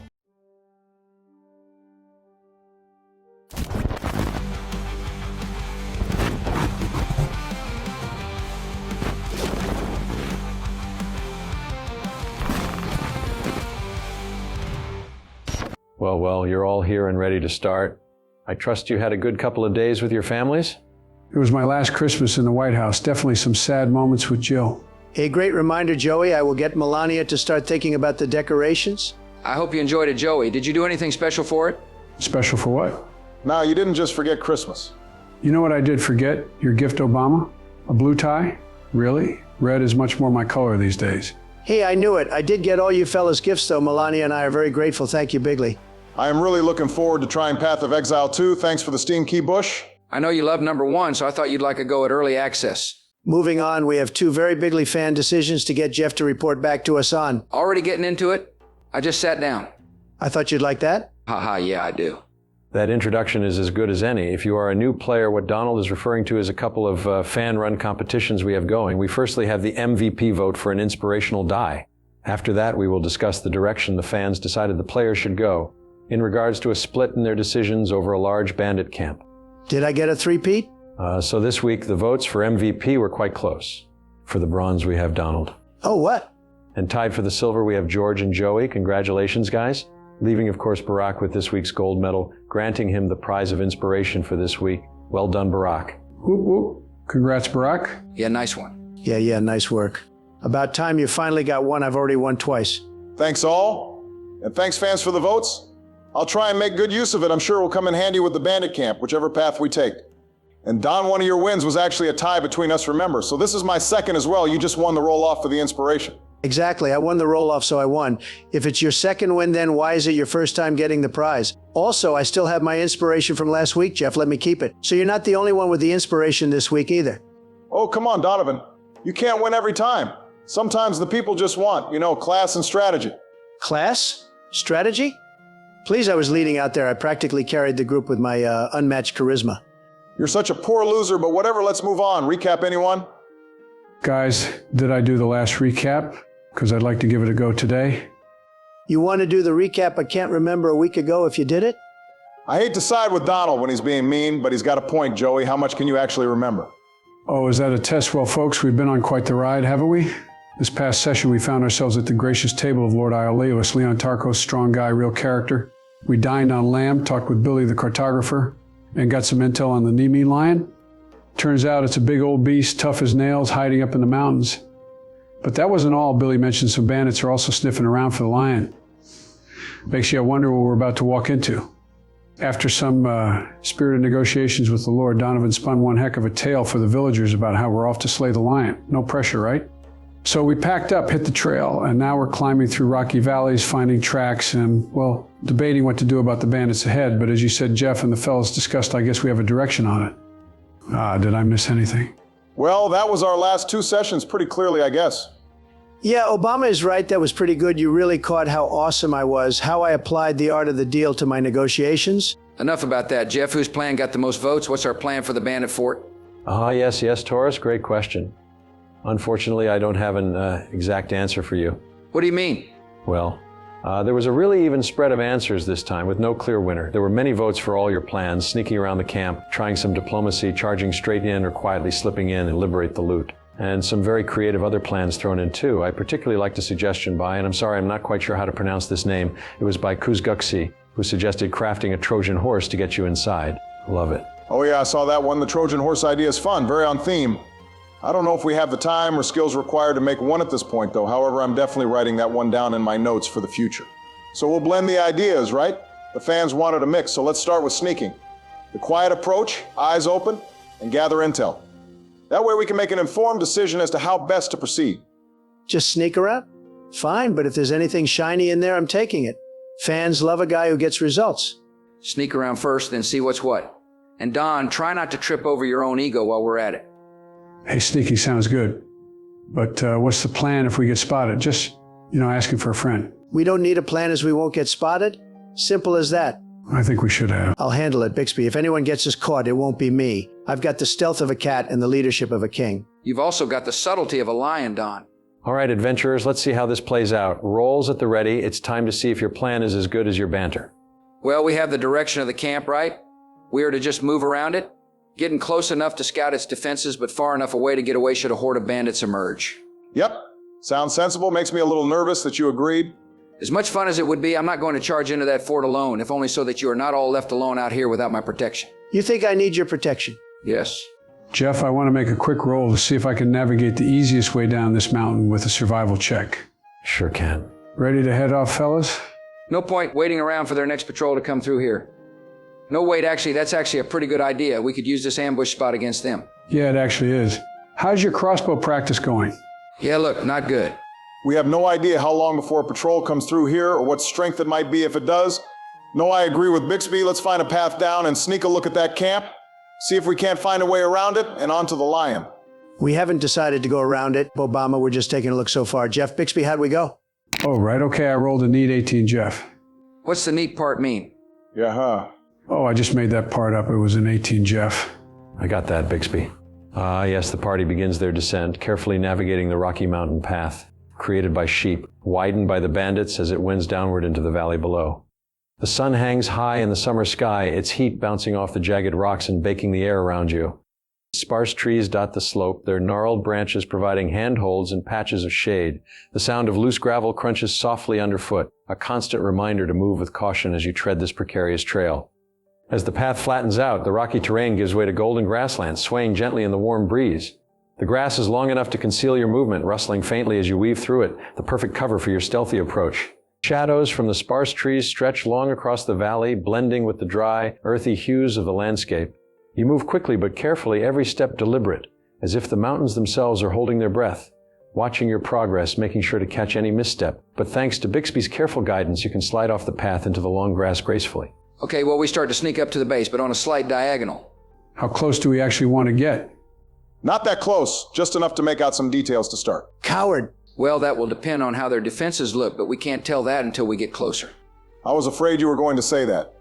We are going to sneak closer, using the long grass as cover to sneak up to where we can see them a little closer. I think a party stealth roll is appropriate. Let's see how quietly you can move through the long grass. We are moving slowly. Since the grass is golden, do I get advantage because of my beautiful, tremendous hair color? Good try, no chance. Fine, I still got a 14, though. Anyone below a 10? How about above 20? A 13 here. 16 for me. Hey, yeah, I got a 22. Can you believe it? Now this is quite the scene, isn't it? You find yourselves creeping through a sprawling field of tall, wild grass, each step deliberate, your breath held as you move as quietly as humanly or heroically possible. The summer breeze plays tricks with the grass, swaying it back and forth, masking your approach yet threatening to give away the faintest misstep. Ahead, rising from the golden expanse like an imposing island in a sea of grain, is the bandit encampment. The outer layer is a rugged palisade wall, circular and crudely constructed, but undeniably sturdy, its sharpened timbers standing defiant against any potential assault. Inside, you catch glimpses of tents haphazardly pitched, the faint glint of supply wagons parked near makeshift stables where a handful of restless horses stomp and snort. And in the center, oh yes, there it is, a small hillock rising like a natural citadel, encircled by yet another wall, this one more fortified, protecting the heart of the encampment. Atop the hill, more tents and activity buzz like a wasp's nest. To make matters more concerning, perched strategically around the camp are several ballistae, their menacing frames ready to unleash chaos on anyone foolish enough to attack head-on. The air is tense, the stakes high, and the grass is your only ally for now. What will you do, adventurers? How far out are we now, Jeff, to get this good view? Still about 600 feet out at this point. And in D&D terms, how far can one of them ballistas shoot? Much further than that, however, 600 feet is where their range becomes inaccurate. I like those odds. How many ballista, Jeff? 3 covering this entrance, which from the perch up on the hill this morning looked like its main one. All right, fellas, keep low, keep quiet, and follow my lead. These grasslands are thick enough to hide us, but that doesn't mean we can get lazy. Watch your step, don't go snapping any twigs or tripping over roots, all right? I'm talking to you, Donovan. I'm as graceful as a swan, Taurus. Worry about your own heavy footsteps. Sure you are, Don. Now, eyes up. Taurus, are you sure we're not going to blunder right into an ambush? This whole place looks like a trap waiting to happen. Trap or no trap, we've got to stay sharp. Look, those ballistae, they're stationed up high on the hillock. I can hit anything from a distance, as long as someone doesn't get us first. Relax, we've got this. You're awfully confident, Taurus. Let's just hope your plan doesn't land us right in the middle of their camp with no way out. Confidence is the key, Aristus. Now let's move quiet as the wind, sharp as a spear, and quick as a wait, hold up. Did you hear that? Hear what? You sure you're not just spooking yourself, big guy? Damn, guess it fell flat, but I was trying to spook you. Good one. Yeah. I'm wanting to keep an eye out for any changes in the wall. Looking for any weak points. And I want to keep an eye out for any sentries or patrols that might see us. Both of you roll persuasion checks, please. Do you mean perception checks, Jeff? Yes, sorry, perception checks. Whoops. Okay, not bad, 20. Oh, I'm not as good, only a 14. All right, Jeff, I'm scanning this wall. These barbarians may be tough, but no one's perfect. I am. Got to be something they missed, maybe a weak spot, maybe a gap in their sentries. What am I seeing? Taurus, always the tactician. The encampment wall is as rugged as you'd expect, sharpened timbers driven deep into the earth, their tops jagged and uneven like a row of crooked teeth. The outer wall circles the entire camp with only one main gate, heavily reinforced and flanked by 6 vigilant guards. From what you can tell, the guards' patrols seem consistent but not particularly tight, leaving small windows of opportunity for someone with your, shall we say, bold approach. It seems the bandits aren't exactly expecting someone to be, bold enough to sneak up on them. But wait, there it is, Taurus. Your keen eyes catch something most would overlook. On the far side of the encampment, where the wall meets the edge of a small cliff, maybe 10 feet in height, you notice a slight gap. The palisade doesn't extend fully to the edge, likely due to the rugged terrain making construction difficult. It's a narrow point, barely noticeable, and no guards seem to be stationed there. It looks like the barbarians assumed the cliff was protection enough. Perhaps a mistake they'll regret. Hey, would you look at that? A gap just begging for someone to sneak through. Figures they get lazy where the cliff is. They probably think no one would bother climbing up. Amateurs. All right, team, we've got ourselves a way in. Now, we just need to decide quiet as shadows or loud as thunder. Thunder's tempting, but shadows are smarter. Not that I don't enjoy a bit of chaos, but let's not wake the whole camp just yet. I say we keep it quiet. If that gap's unguarded, it's practically inviting us in for a little poke around and see what's hiding away. Imagine if they had the rope. It would be so much easier. There is no way these bandits knew what the rope was. I still say we skip it. We are hidden at the moment. We could pass all the way around unnoticed and continue on to find this rope. Don't worry, Aristus. I'll take us through like a ghost. A big, heavily armed ghost, but a ghost nonetheless. Let's move before the patrol moves to cover the gap. Doesn't sound like I have much of a choice. Hold on before we go anywhere. I rolled my check, Jeff. I hadn't forgotten Bixby. I mentioned it a moment ago, but there is a gap in the guards here from what you had observed. As you look around, you see that there is what looks like a small hunting party returning down on a mountain trail not too far from where you entered the valley, maybe 10 bandits climbing down the rock face. Judging by the distance, they are probably close to an hour's walking away from the camp. You notice them, fellas? Looks like reinforcements. Whatever we decide, we do it now before they can get here.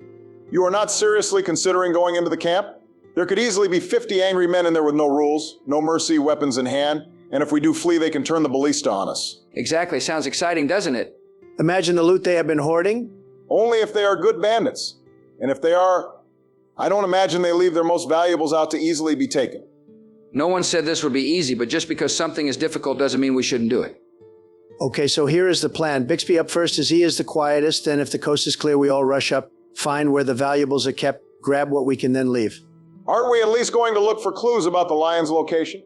You can do that if you want, nerd. I want to see if they have any cool weapons. Do I have to go first? Yes. Jeff, how do we do this?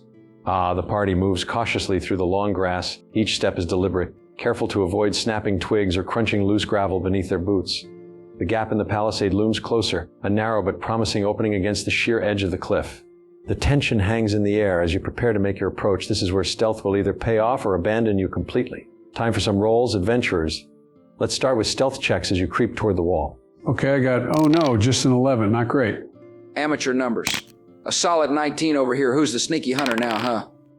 Maybe I should go up first. Hey, you'll have to do better than that, Taurus. A clean 22 from me, like a shadow in the night. You're welcome. Let's not get cocky. I've got a 17 solid and steady. We all rolled pretty well, so we should be easily able to approach quietly. Wait, Donald, you have 2 dice there? How did you get advantage? Oh, well, my first roll was a natural 3, so I used my inspiration and no regrets. Okay, noted, Donovan. Good timing. When it comes to the rolls, not bad, though Bixby's 11 does cause the faintest rustle in the grass, loud enough that one guard glances in your general direction as he patrols above the cliff, if only for a moment. He squints into the field, but luckily sees nothing to alarm him. The rest of you remain perfectly concealed as you reach the gap. Now the climb awaits. Athletics checks, please, starting with Bixby as he leads the charge. Nothing crazy, just need a 10 to make it up, but it will be double movement too. We will enter turn-based movement here, so your climbing order will work like initiative order, at least until combat starts. All right, here we go. A 12. Not great, but not terrible, right? With a 12, Bixby manages to grab hold of the uneven rock and starts pulling himself up. It's slow and a bit clumsy, but he makes it to the top without falling or making too much noise.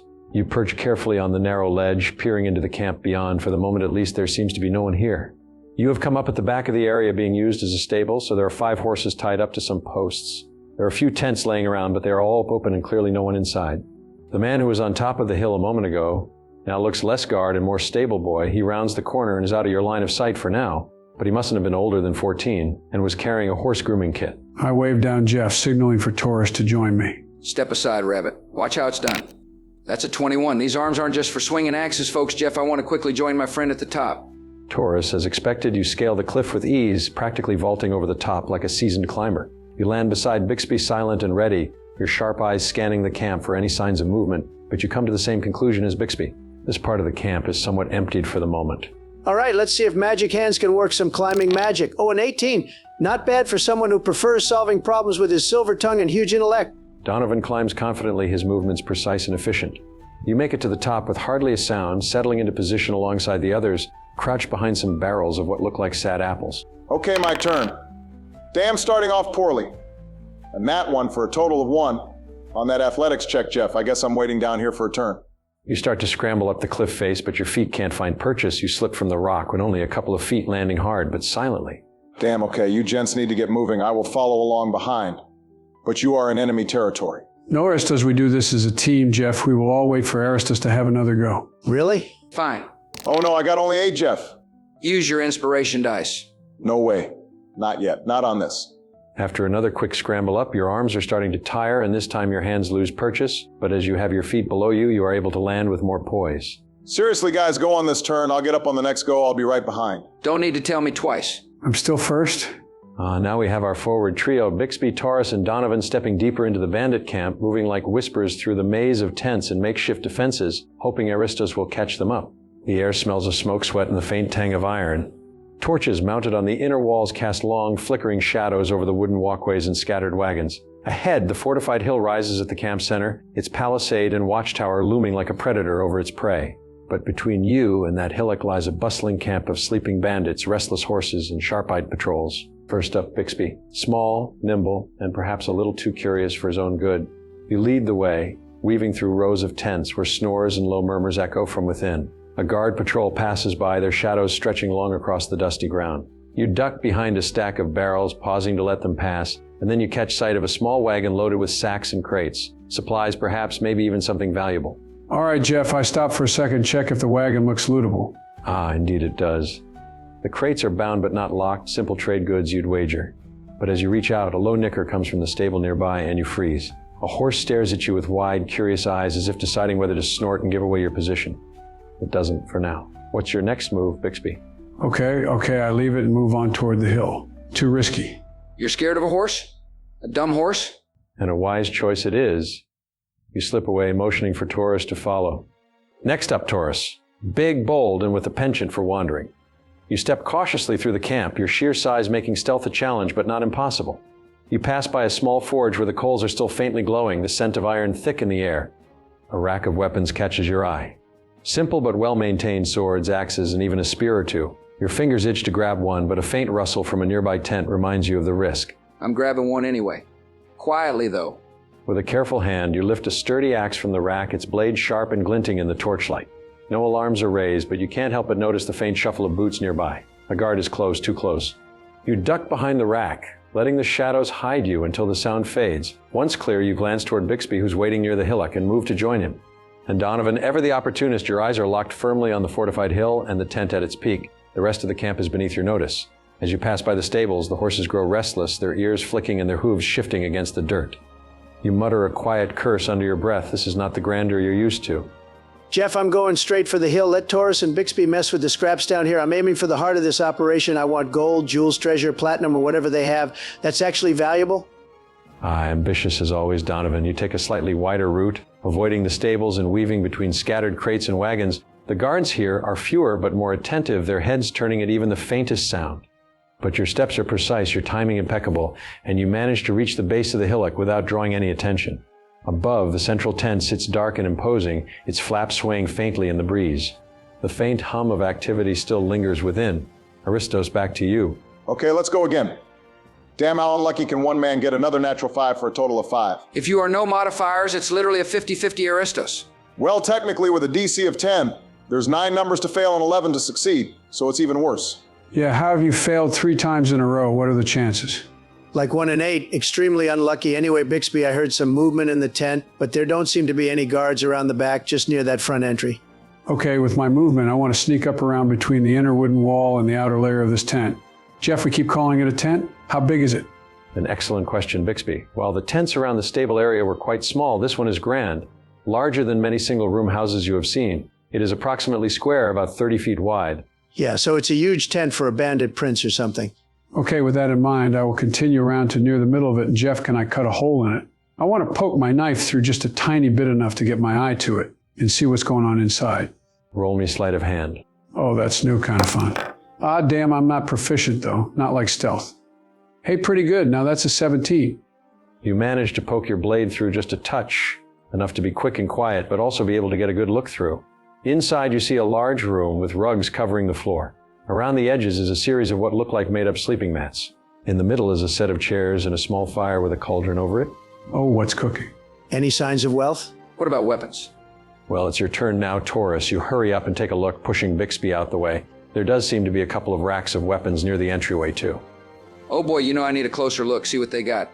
I am going to take out my knife and cut this hole big enough to get through. No, wait. Bixby interrupted when Jeff was describing the insides. I heard noise in there. Check again. Okay, Jeff, did I see anyone in there? You saw 2 people having a heated discussion, one taller armored figure and one smaller cloaked figure. Although the smaller figure is looking up to the larger, they seem to be dominating the conversation. After a few moments, it seems like the larger one is dismissed as he storms out. Okay, well, I guess I'm waiting then. Donovan did say try to be stealthy. Over to you, Don. Well, I do want to get in. How long do we have to wait before he leaves? It's only a few seconds more as they seem to rifle through one chest and then leave. Well, perfect. With my turn, I want to help Taurus cut that hole now. Can we do that? Because I'm helping its advantage, right?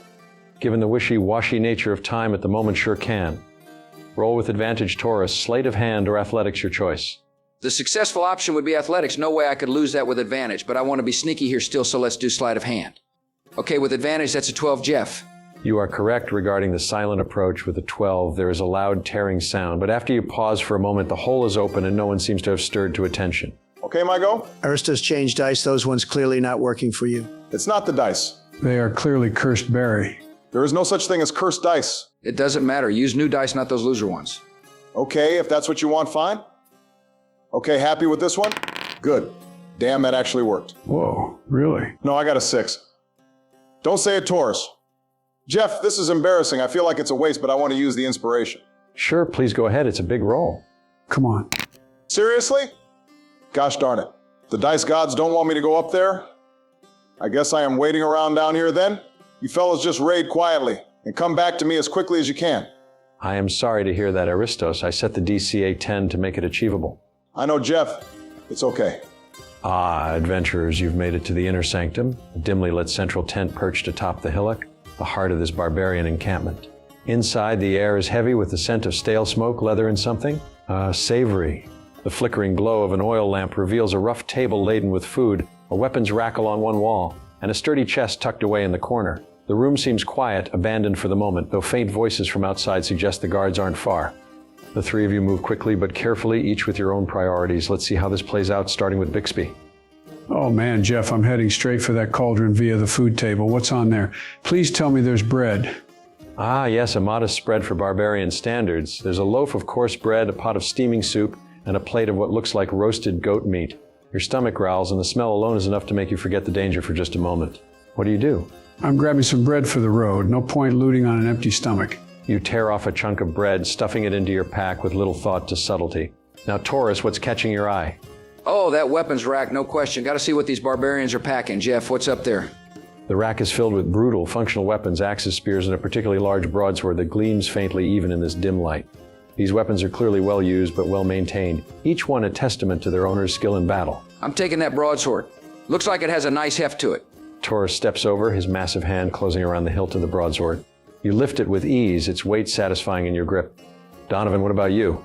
Oh, please, Jeff, I'm not here for bread or brute strength. I'm making a beeline for that chest. Let's see if these barbarians know how to keep their valuables secure.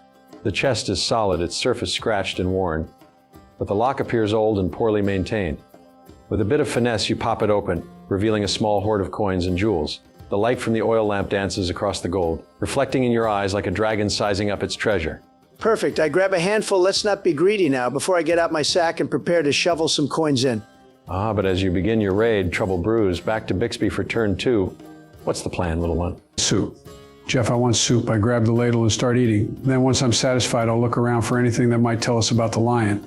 You help yourself to the soup, the savory broth warming your spirits. As you sip, your eyes catch a stack of parchment on the table beside the food. It's rough and uneven, scrawled with messy writing. As you shuffle through, you notice mentions of shipments and plans, a logistical map of the bandits' movements.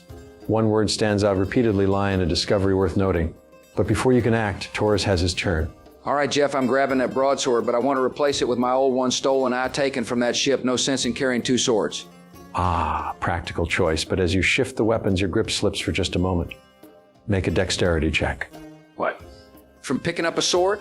No way. Fine, I got a damn, I'm like Aristos, I got a 6. The old sword slips, then in slow motion clangs loudly against the rack, the noise cutting through the silence like a blade. Outside, the faint voices grow louder, alerted by the sound. Oh, Hephaestus, save us. Taurus, what did you do? You have no idea. Stay outside Aristos, I got this. That is what I am afraid of. Unbelievable. Jeff, I'm not sticking around for the consequences. I grab another handful of jewels and coins because why not? And make for the exit. Full dash action. No way I'm staying to fight. Donovan wastes no time, his pack a little heavier with ill-gotten gains as he sprints toward the tent flap. Outside, the guards are beginning to mobilize, the distant rumble of massed footsteps as they close in. And with that, adventurers relieve on quite the cliffhanger. Will our brave, or perhaps reckless, heroes escape unscathed, or will the barbarian camp prove to be their undoing? That, dear viewers, is a tale for another session. I blame Taurus. Hey, accidents happen. And besides, I got a shiny new sword out of it. How shiny will it be after you die holding it covered in the blood of combat? Well, in Taurus's experiences, fresh blood still catches the light quite well, and he's seen a lot of it. You both can argue later. For now, let's focus on running. We need to get far away from this place. Ah, the banter, the tension, the drama. It's all here, folks. Tune in next time to see how our heroes handle this sticky situation. Until then, farewell and safe travels, dear viewers. All right, folks, listen up. Before we go, I want to say something important, real important. First off, I think we handled that camp perfectly. I mean, sneaky as a rabbit in what's the sneakiest place a rabbit sneaks into? A cabbage patch? Joe, what are you even talking about? Taurus just gave the game away. Just thank the fans already. Right. Thank you, fans, for telling us to sneak. I wasn't sure at first, but hey, it worked. Kinda. Anyway, now you gotta vote MVP, and let's be honest, it's time for old Bixby to take the crown. MVP material right here. Joe, MVPs don't ask for votes while tripping over bushes and eating soup. Let the fans decide, fair and square. Exactly. Joe, why don't we just thank the fans for the guidance and let them do their thing? You're spiraling. I'm not spiraling, I'm campaigning. Big difference. Vote Bixby 2025. Jeff, can we end this before he embarrasses himself even more? Which honestly is impressive at this point. Delightful chaos as always. Well, dear viewers, you've heard them.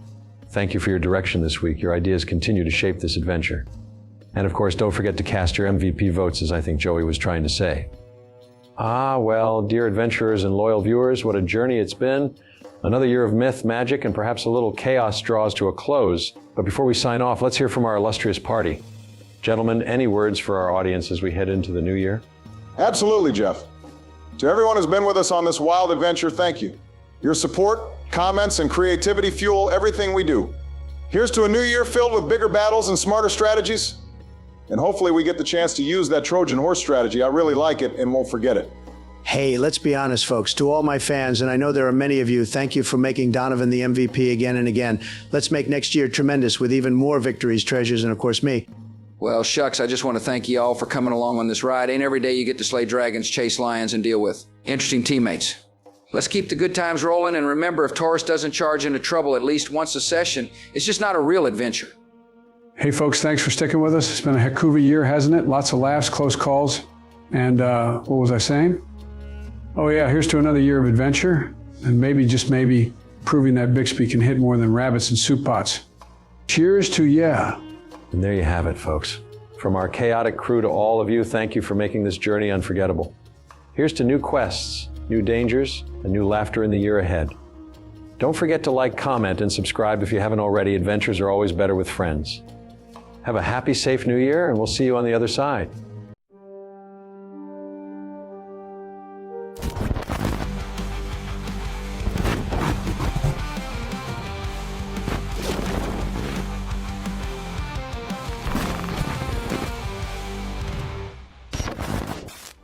Welcome back, gentlemen. New year, new adventures, and I must say it's been delightful seeing the fans so engaged over the break.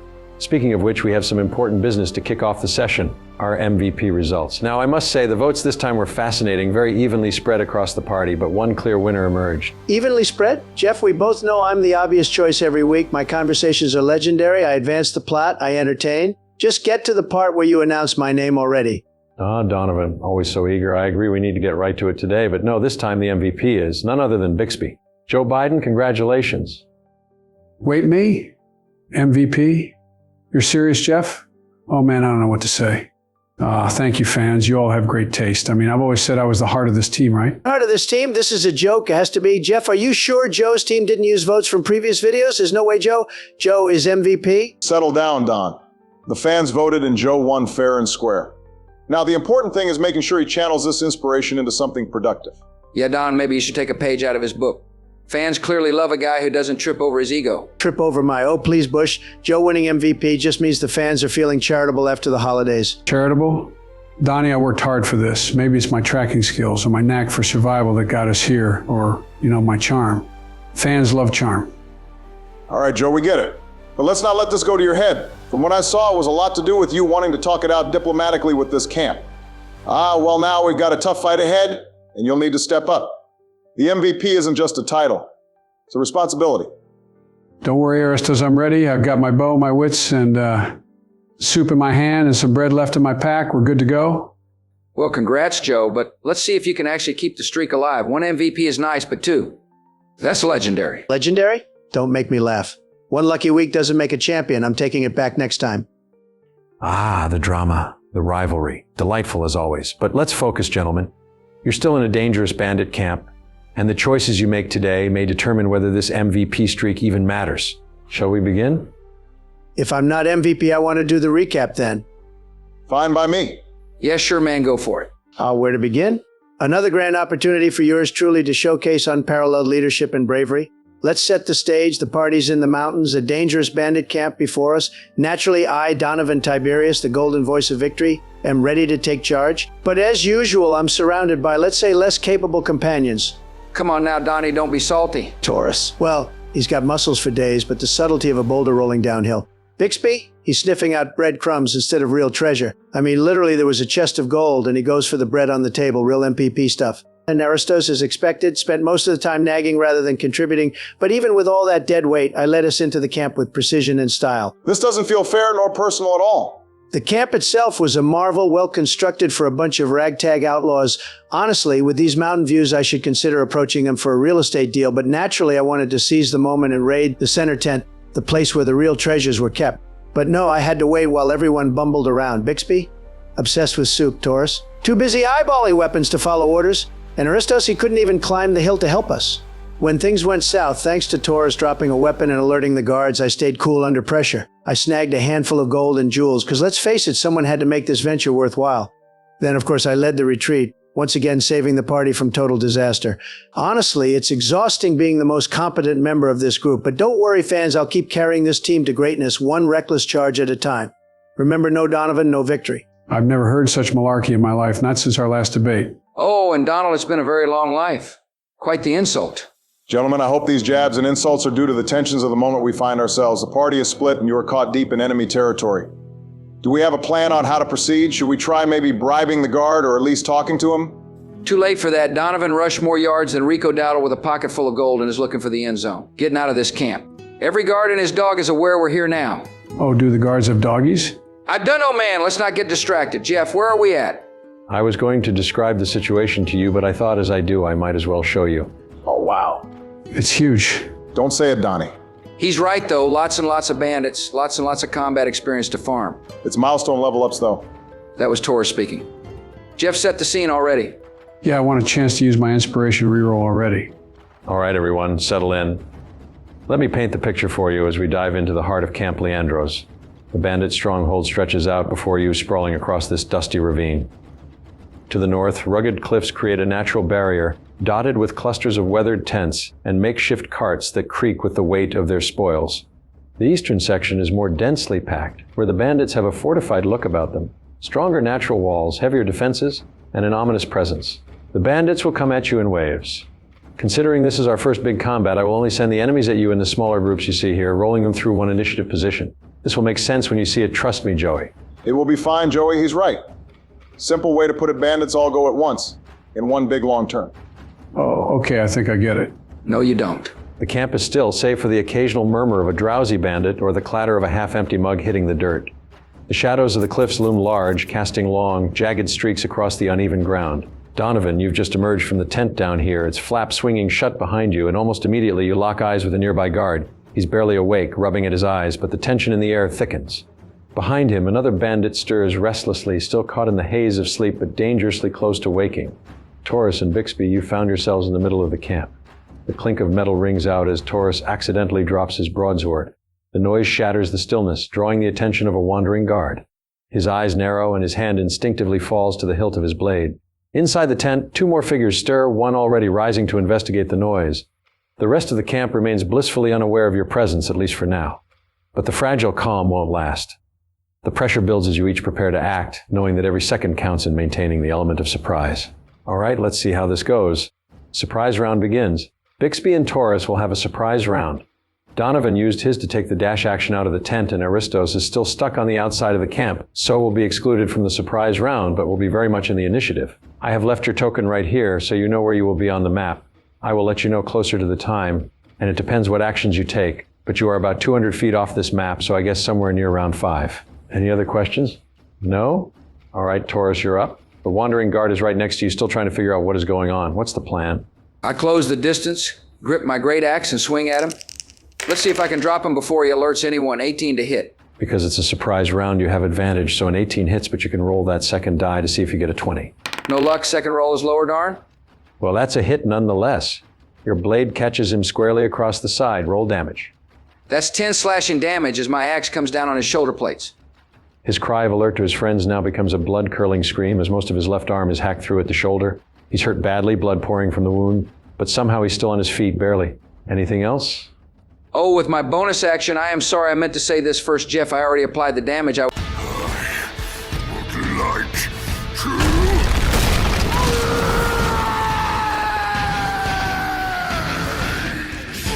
Oh boy, now they've done it. Bixby, over to you. Oh, I need to shut that screaming up. I am going to dart in to flank the guy, lining up a precise strike with my short sword. Let's end this mess quickly. With Advam, with Adnan. With the 2 dice from surprise, that's a 15 to hit. That's a hit. Roll that damage. Oh, not as much as Taurus, only an 8. Your short sword finds its mark, catching the man through the side. As he stumbles from Taurus' attack, there is a moment of faint movement before he stumbles over. You may not have stopped him alerting the camp, but you have definitely silenced him. Perfect. Well, with some of my movement, I want to split the difference between Taurus and Don. Yeah, perfect, Jeff, right there. Thank you, Bixby. A great turn. All right, folks, with the surprise round done, it's time to roll initiative. Everyone roll them up, and let's see where you land. Boom, 18. Of course, I'm first. I always go first. Best initiative, best rolls. Everyone knows it. The dice love me. Believe me, it's tremendous. 16. Not bad, not bad. Not first, but hey, not last this time. I'll take it. This gives me a chance to see what kind of mess you guys make before I clean it up. 11 here.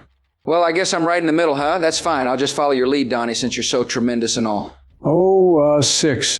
Man, these dice are rigged, I swear. Why am I always last? I can't even get out to the tent in time before you guys are halfway through the fight. What? I have been last nearly every time. Because Bixby, you're slow, okay? It's not the dice, it's you. Always has been Sleepy Joe. Honestly, I'm surprised you even rolled the dice in the right direction. Listen here, man, I don't need to be fast. Slow and steady, I know. Just read the comments, Donnie. People like the way I play. Bixby, I don't mind where you end up, but it's good to know you have my back. Hey, that's a great point, Taurus. Let's not get too hung up on who's first or last. Remember, it's about teamwork. And honestly, Don, being first just means you usually get to hit first too, and that's where we need you. Being first means I set the tone, the strategy, the whole vibe, not just make the first attack. You guys just follow, watch and learn. It's going to be beautiful. All right, settle down, everyone. Here's the initiative order. Donnie's first, followed by the bandits, then Ari, Taurus, and finally Bixby. So Donovan, big shot, you're up first. Let's see what this beautiful first move looks like. Well, let's see if you even survived the round awake, Sleepy. I have to say I was rather expecting you both to also dash out here. Of course, you wanted to get rid of the guard. We were silencing him for stealth. Oh, yeah, sure you were, buddy. That's why you screamed about raging right before you hit him. Jeff, I am going to cast Hex on the closest of the guards with my bonus action and then blast away at him with my usual golden bolt. An excellent first move. What did you roll to hit? I got 17 to hit Jeff, 10 regular damage, and a further 3 from my Hex damage. That's necrotic, Jeff. As I do this, I am going to keep on moving. Gentlemen, I need you to follow me. We are getting out of this camp with our pockets lined. Perfect. The usual golden beam of energy shoots from Donovan's hand, slamming into one of the bandits' flank, dropping him dead instantly. Done with your turn. Perfect. The bandit next to him will recoil for a moment, but then springs into action, drawing his short sword and charging at you, Donovan.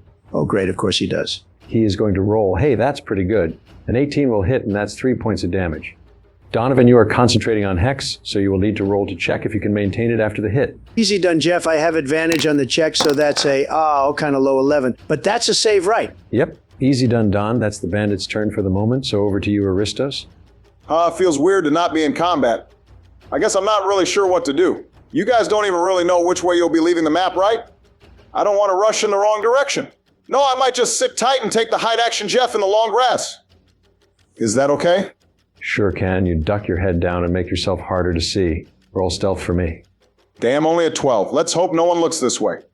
All right, Aristos, a 12's not terrible, but it's not exactly what I'd call inconspicuous either. You're crouched in the grass, but let's just see if anyone's paying attention.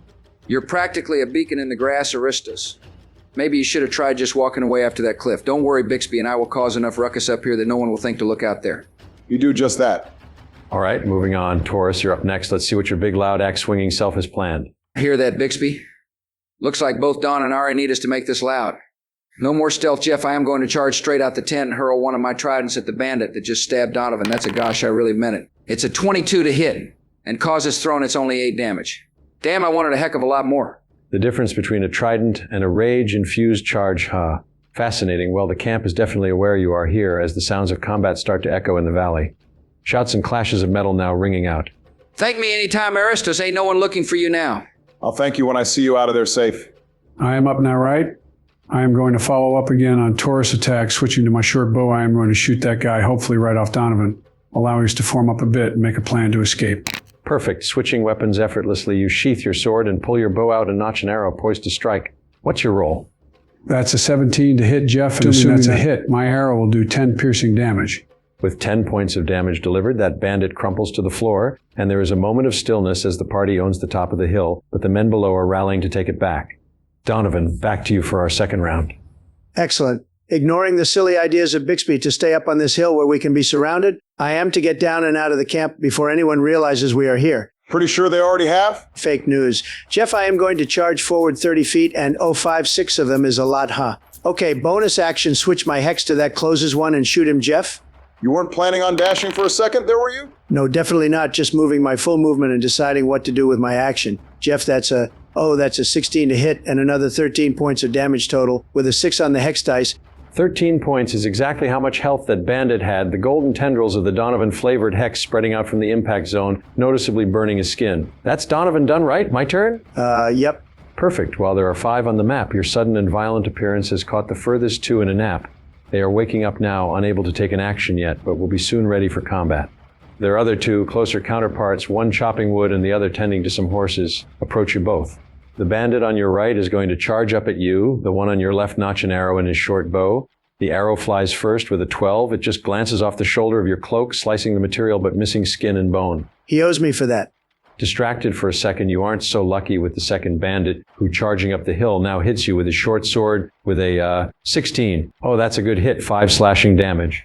Damn, you must be feeling it now. Bah, I have plenty more health where that came from. Aristos, it's your turn. Yeah, so why don't you show me something impressive this turn? You know I am still too far away. Jeff, I want to move 30 feet closer and then hide again in the long grass. Like a ghost crab in my documentary, darting then dropping still out of sight. Better on the stealth roll, I got an 18.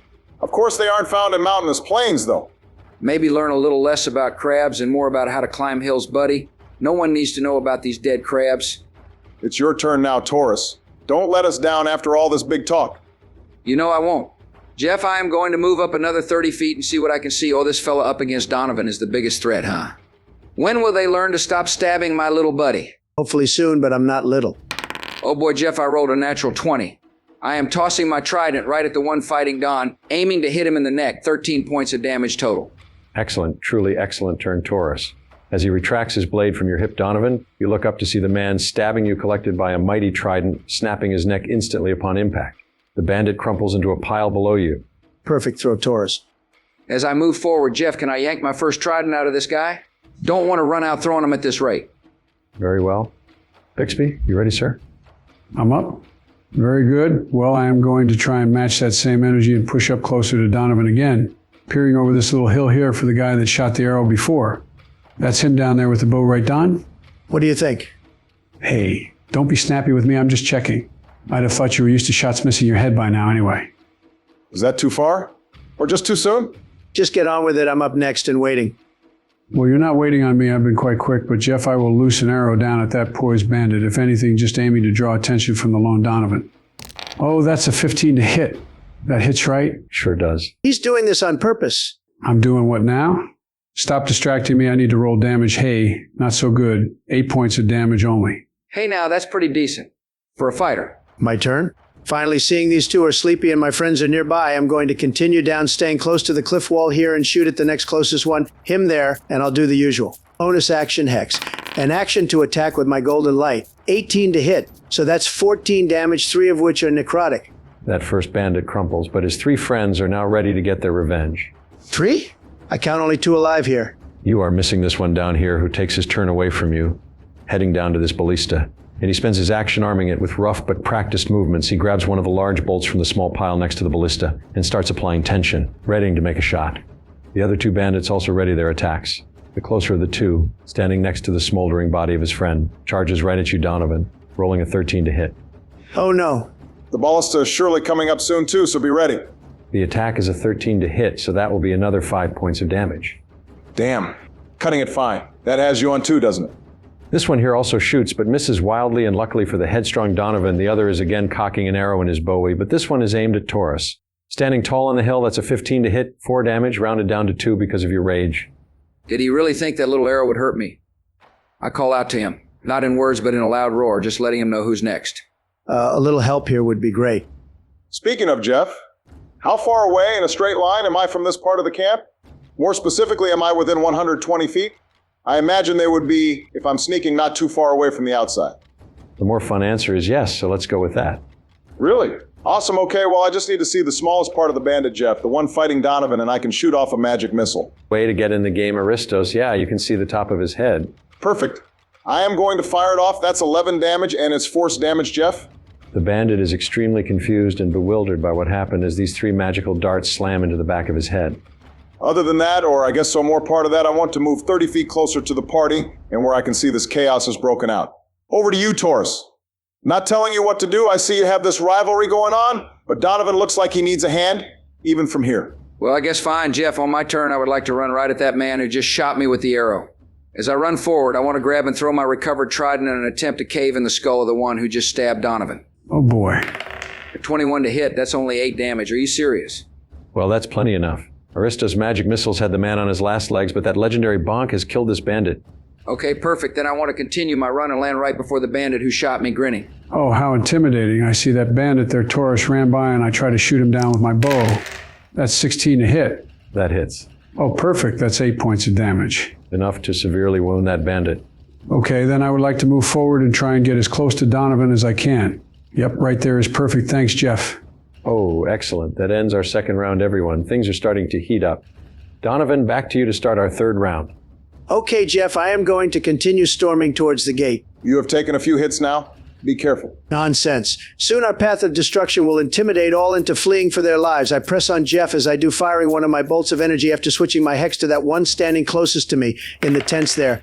18 hits. So that's 13 total damage. That is plenty enough to drop him, similar to the rest. Burning golden energy spilling out of his blast burns, consuming him. Perfect. And how do the rest of them look? Like you've just cut several of their friends down and they are ready for some revenge? Damn. I told you.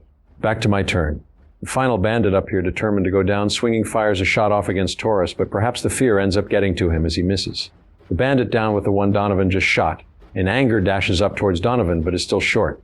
The now loaded ballista is going to be unloaded on Taurus. Tell me, does a 14 hit? Oh, thank you, Ares. No, my AC is 15. With the hill blocking part of his sight, he is off by a hair as a bolt as long as your calf flies past you and tears into the tent right behind you. Donovan, you also can clearly see this group down at the other end of this middle tier starting to stir, including another mounting a bolt in the further away ballista.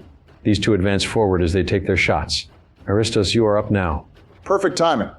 Following the success of my previous turn, I am going to see if I can shut this ballista down. Jeff, if I move my full 30 feet, can I be on the map and fire a magic missile again out and down at the man operating the ballista?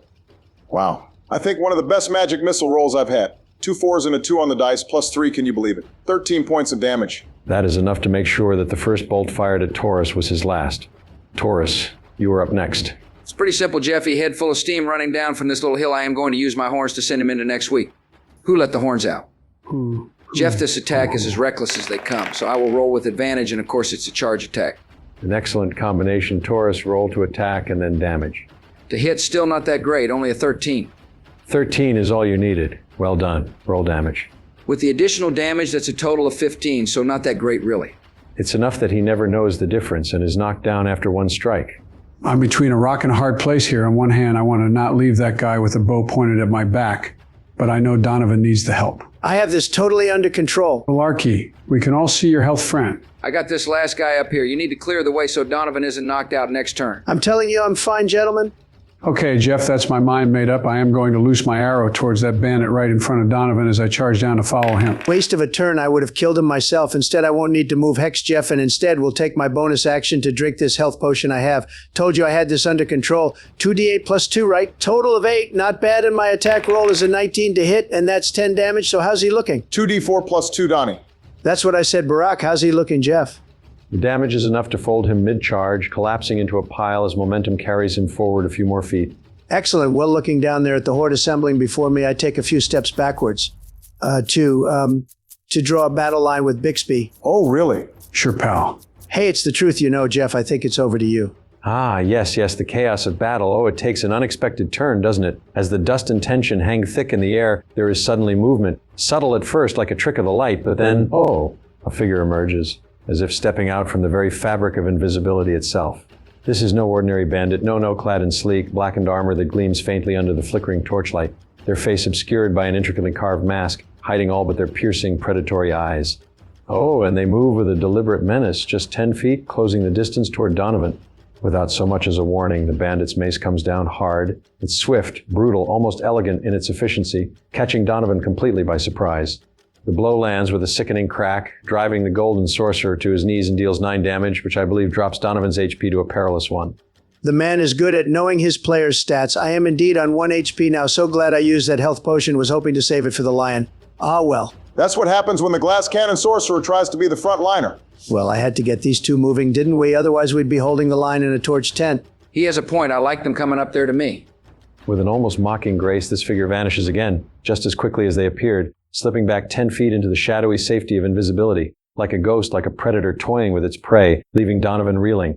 And as if the chaos weren't enough, the bandits continue to seize their opportunity. The one manning the further ballista, recently made unoccupied from the party's assault, but still loaded. The bandit takes aim at Bixby, the projectile piercing through the air with a sharp, cutting whistle. Thwack. Lands clean, a devastating 17 to hit, 10 piercing damage, leaving the poor Harrigan staggering. The one behind you, Bixby, shoots and misses, his shot missing as the ballista bolt throws off aim. Meanwhile, others, 3 of them, begin to close in on Bixby, boots pounding against the earth as they move with alarming speed. With that, Aristos, you are arriving on the map, so your token is now live. Am I still in the long grass? I want to hide and assess the situation, given I have been too far away to really see what's going on. Coward starts shooting. I have a 4-on-1 here, Taurus. Everything I said about Donovan leading the charge above also applies to me, but with less health, less armor class, and no backup. It would be hypocritical. Blah, blah, quit yapping. Is it my turn now? Yeah, I guess so. Okay, well, watch how a team player takes his turn. Jeff, I am going to charge this last bandit here, and that's an 18 to hit. 12 points of slashing damage. Nice and quick. How's he looking, Jeff? He's succumbed to his wounds and is dying on the floor. Excellent. Well, I am going to position myself a little further down. Yep, that's good. Be ready for this invisible baddie to take their shot at someone a little thicker skinned than the city boy. You cool with that, Bixby? I'll duel this mace-wielding creeper if you hold of those charging men. How ugly do you have to be to wear a mask and be invisible?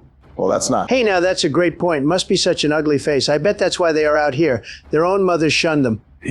Taurus, I don't want to fight no uggers. Jeff, I want to shoot at that closest bandit charging at me. Hey, it's an 18. My best roll so far, 7 damage. He's still coming, but definitely stumbled, felt the pain as an arrow is now sticking out from his chest. That's the end of round 5. Donovan, ready for round 6? Sure I am. Jeff, you said that invisible bandit is invisible, right? So she's probably run away, right?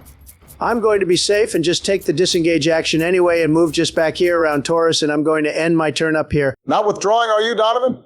This whole time I have been trying to get away from the fight as quickly as possible. Taurus and Bixby keep undermining me. It's true, it's true. Look at you hiding away doing nothing. Don't talk to me about withdrawing. Your mother should have. A fine turn, Donovan, but a big one for your opposition coming up. Aristos, you notice best of all, the sounds and cries of combat have now well and truly alerted the ground-level bandits who are well and truly roused, armed, and I will move them in a moment to show you their new locations. Before I do, the armor-clad Ugger, as Bixby referred to them as, reappears, aiming to take a swing at Taurus, who is now the closest target. Hey, as soon as Dawn retreated, I knew what was coming. Lay it on me, Jeff. As they are attacking from invisible, they will have advantage on the roll. That's 17 to hit, 8 bludgeoning damage, rounded down to 4 due to your rage, and they are back to invisible. Barely a scratch. The bandit on that lower ballista is going to reload the bolt, getting ready to shoot their next shot. One more bandit will swing at Taurus, 16 to hit and another 4 points of damage, rounded down to 2. Bixby, their 2 are going to charge up on you, swords swinging.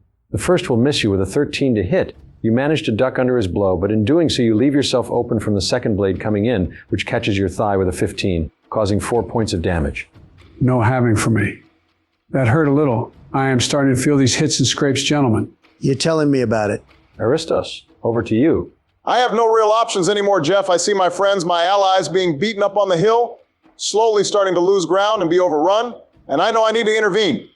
You said that second ballista is being reloaded, right? I can see that. Sure can. Okay, perfect. I hit them before, so just a firebolt this time. Means I get to roll to hit, though. A 14.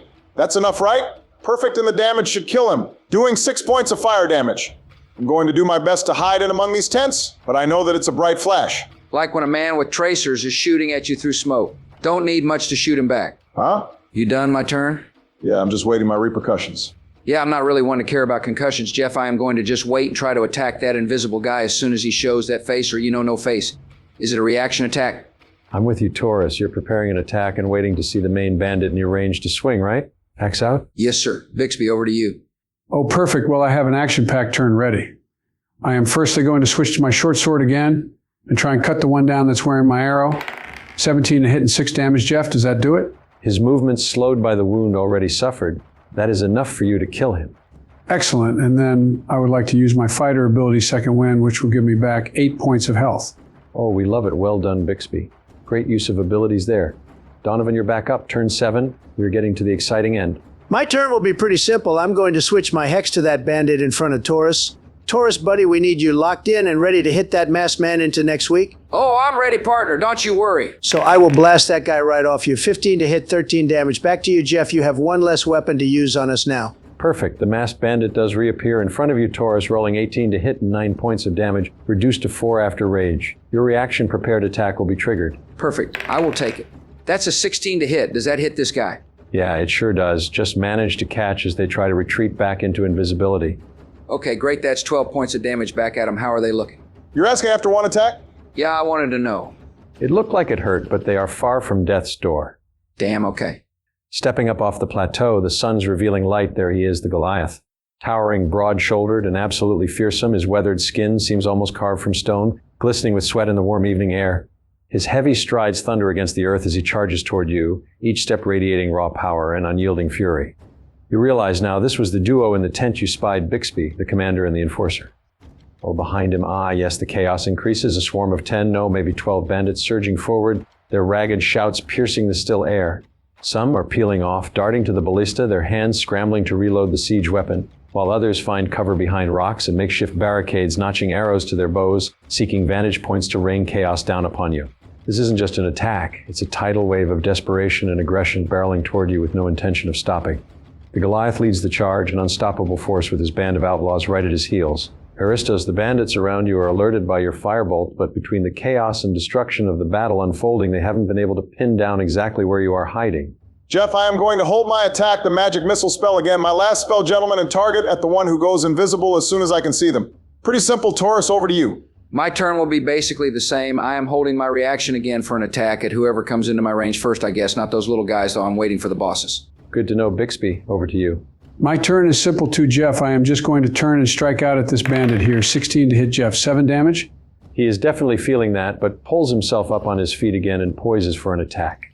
Well, back to me, so listen up. I am going to cast Fairy Fire, which lights up all enemies in the affected area, a 20-feet cube, and makes them glow, breaking their invisibility. And they fail their save, so it sure does break their invisibility. What a great trick, Donovan. So they are left with a glowing outline, the same golden light as your cantrips. Anything else on your turn? Yep. I will back up 5 feet and then also hex now visible bandit boss. Try getting away from me next turn. Not so clever are you now? Great move, Donnie. Does that mean Arista's attack goes off? Mine's not yet right. They are too far away? Correct assessment, Taurus. You will need to wait a minute, but Aristos, you do have a clear line of sight. Even though I can see the bandits are looking out for me, I know my friends need my help, so I will fire my magic missile off all targets at the same, that now visible boss. Oh, you love to see it. 3 wiry missiles fly up out of Aristos' hiding spot and up into the now visible back of the bandit. With a wounded cry, they signal to the smaller posse looking for you and points them more specifically, honing in on your location. Now you feel exposed up against a cliff you have been unable to climb. Maybe a mistake, we will soon see. I expect no mercy. First off, the Goliath is going charge right up to you, Bixby. His swing is only a few moments away. Donovan, you are the first to notice. 3 handlers have managed to sneak around this part of the camp and get into the stable area. You have 3 bandits on horses ready to go next turn, flanking from behind you. Oh, what now? That's not fair. I wouldn't have moved back here if I'd have known. The stinks are getting real, huh? We need an out. Speaking of that, Aristos, these 4 bandits are going to press around you. And that out became a lot more complicated.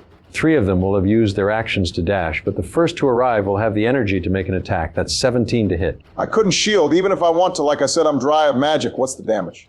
I rolled low on the damage dice. You'll be grateful to hear only 4 damage. Next turn, 4 damage becomes lethal. I need help down here. Wizards, you might not have the help. See what you can do on your turn. Sorry to cut you off, Jeff. No issues at all, Aristos. I love the teamwork. You gave me a moment to move the horde a little closer. Bixby and Taurus can now see the ballistas have been loaded, are being aimed, with crews of 2 manning them for faster reload times. The Horde has now got archers loosing their arrows at Bixby. One will miss with a 12, but there are 2 hits. 5 and 7 damage apiece. Damn, ouch.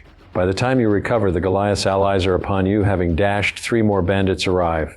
Quite a turn, Jeff, and I still don't know what to do. Fight him. Run away. I can't run. 4 opportunity attacks will kill me, and if I disengage, they will just catch me and attack on their turn anyway. This is a tight spot, fellas. We're up against a wall. But that wall has horsemen coming from it. Fair correction. I think I need to dodge, force the disadvantage. I don't see another way. You do whatever you need to do. Hurry up, I want my turn again. No other ideas?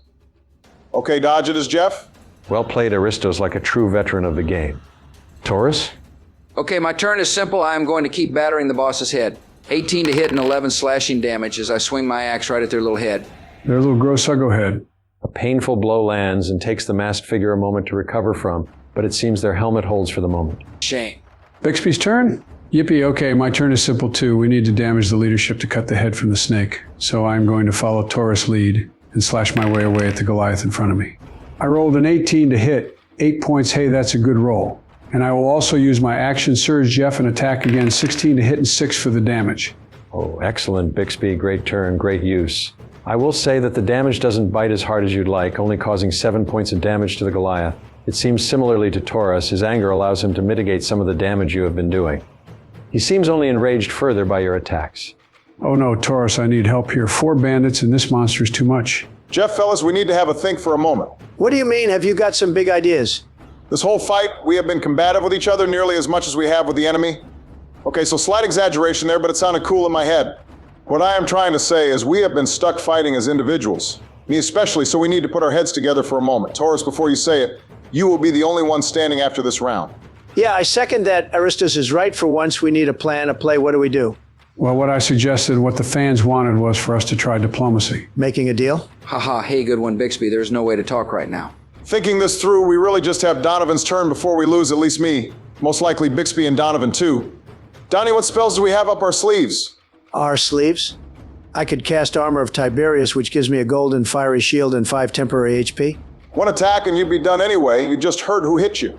I'm trying to think about what else I have access to. Nothing is jumping out at me. This is a waste of all our times. Let's just duke it out. And be TPK'd or made slaves? No, thank you. Oh, no. What is it? Bixby is right. About what? Yeah, what? I just don't believe you. The only way out of here is negotiation, and our position is a lot weaker with any of us down. We need to negotiate now. You have an idea, don't you? Well, then spit it out. My last spell could be Charm Person. No damage, but we might be able to land it and negotiate a way out of here. That would actually be clutch. How's that? I'm just reading now. It appears that the bandit will need to make a save, and if they fail, they think we are a friend. One catch, though, they roll with advantage to resist, given that we are in conflict with them. I think it's a great idea and our best shot, maybe even our only shot. Don't you have Fireball or something that will do more of a show of force? I wish to, buddy, but we are level 2. This is the best I got. Jeff, you need to make some rolls. My spell save is 14. Great left of field thinking, Donovan. Very creative, and I know your spell save DC from Fairy Fire, alas this time your spell has failed. Damn. Really? I mean, they have advantage. I guess it's to be expected. Jeff, I have an idea, but it's a bit crazy, so stick with me. Not our first time, Bixby. So I know inspiration is meant to be used to enhance my rolls, but given this situation, Jeff, could I use it as a way to force the baddie there, the real ugly one, to reroll the saved die? Hey, now that's pretty neat. Yeah, wow.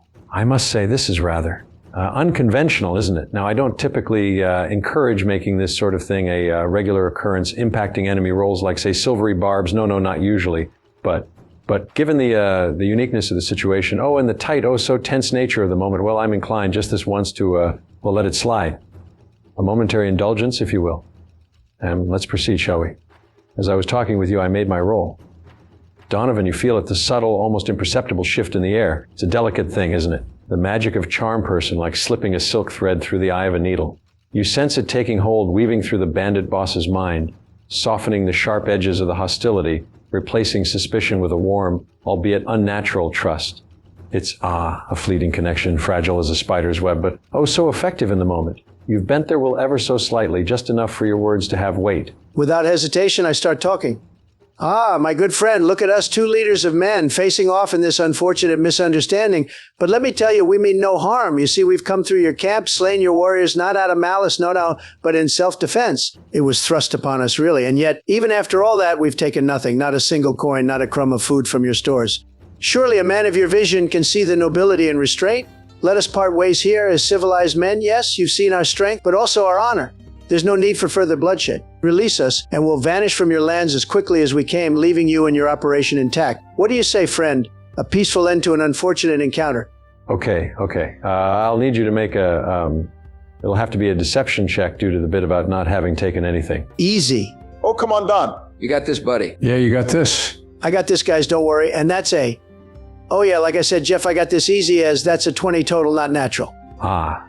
And here it is, the moment that hangs in the balance. Oh, so delicately, yes, the bandit chief, still masked and inscrutable, stands firm amidst the chaos, their imposing presence cutting through the tension like a blade. With a slow, deliberate motion, they raise a gloved hand, fingers splaying in a signal that's both commanding and final. And oh, would you look at that, the bandits freeze, their aggression halted mid-charge, to much confusion. Even the Goliath, oh so brimming with fury, growls in frustration, but doesn't disobey. Bixby notices his fists tightening as if the sheer act of restraint is its own battle. The camp, once alive with the chaos of combat, falls eerily quiet, save for the crackle of distant torches and the occasional metallic clink of a weapon reluctantly sheathed. The chief turns slightly, tilting their head, their unreadable gaze lingering on the party as if weighing them, judging them one last time. But no words come, just the silent understanding of a leader who has chosen to let this battle end here and now.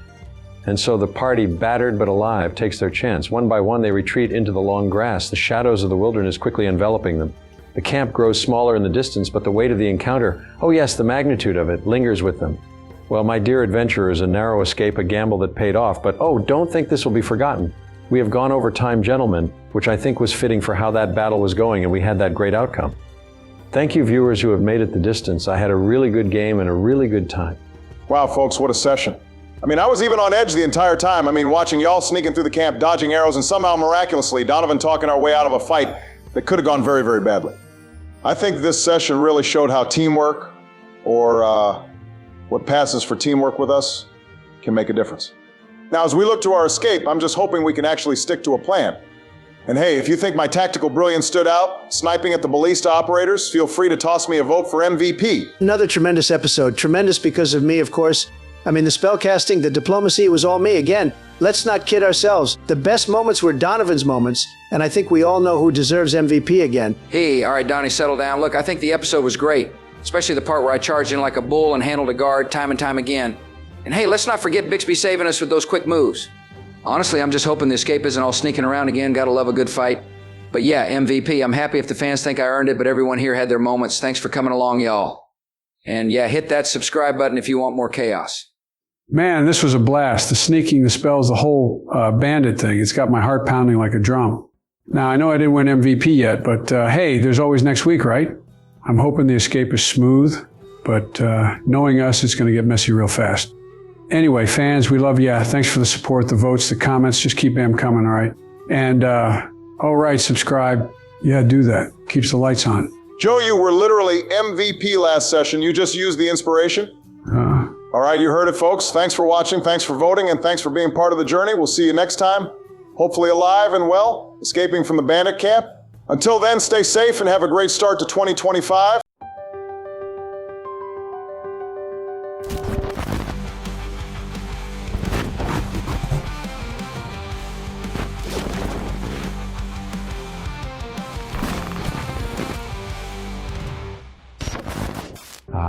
Gentlemen, welcome. So good to see you all gathered here again. It's been, quite the journey lately, hasn't it?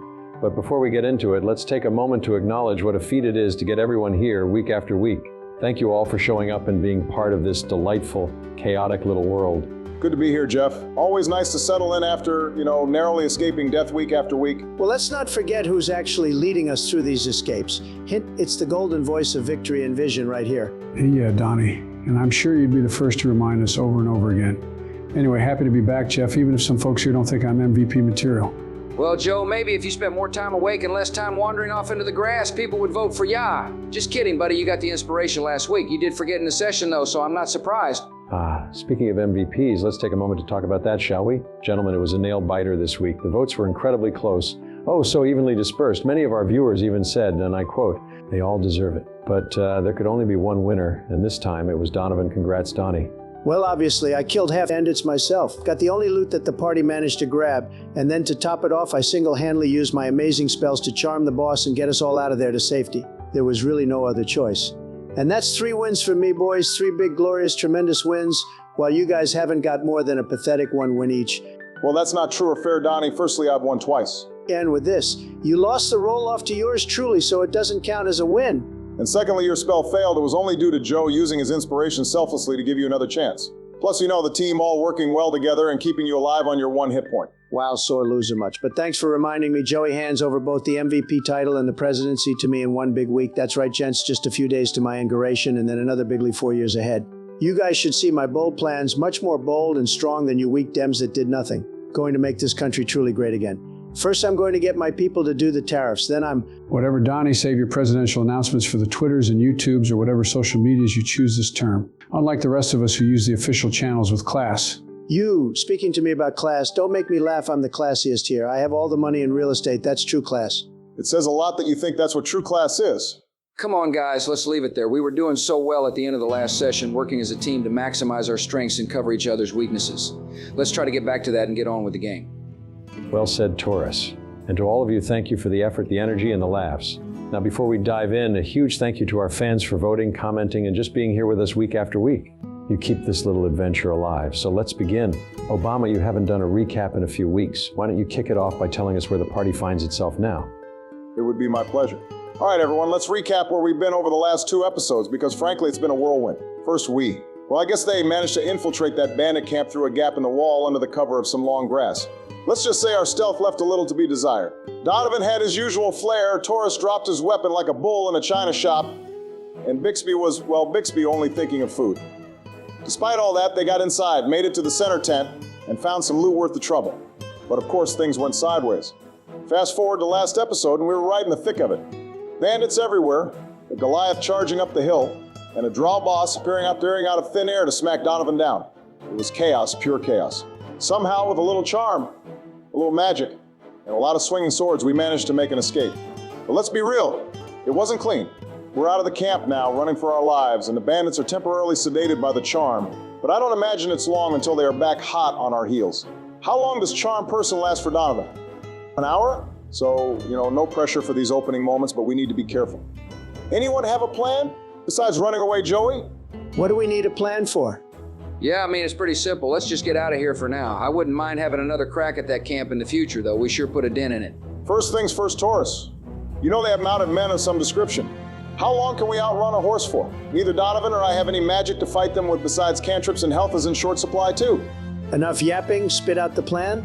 Fine, we keep running like this for another hour, enough time to get us far away from the camp and for the spell to wear off and for some angry Duke bandits to come pouring out. I guess that makes sense, right?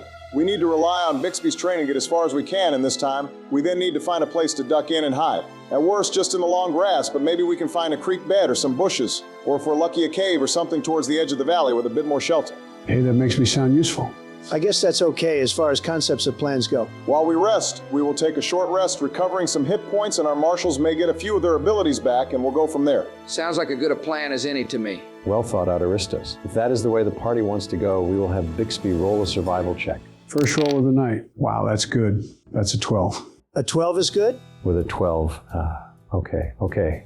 Now, Bixby, picture this. The party moves carefully through a valley that feels both serene and unnerving. Bixby at the helm, his keen senses guiding them through the labyrinth of tall, overgrown grass that sways gently in the midday breeze. The grass, untouched by grazing animals, stands thick and wild, reaching up over your heads, almost as though the valley itself seeks to engulf you. Dry creeks wind lazily through the terrain, their banks a patchwork of stone and soft earth, and Bixby uses these natural markers to carve out a path northward. His eyes flicker to the shadows cast by the rugged ridges around them, noting their length and direction, while his nose twitches faintly as if catching some unseen scent. The sun is relentless overhead, beating down with an intensity that makes even the shadows feel faint and fleeting. The air is heavy, carrying a faint earthy musk that clings to the grass and soil, mingling with the occasional gust of wind. The valley feels eerily quiet, with no sound of birds or small creatures rustling. Now and then, a slight disturbance can be noticed, a faint ripple in the grass too distant to identify, but too deliberate to ignore. The tension among the group is palpable. Each step feels heavier, each breath shallower. as though the unseen presence of something powerful and patient hangs over them. Bixby keeps his voice low, pointing out a creek bed that winds sharply to the left, urging the others to follow.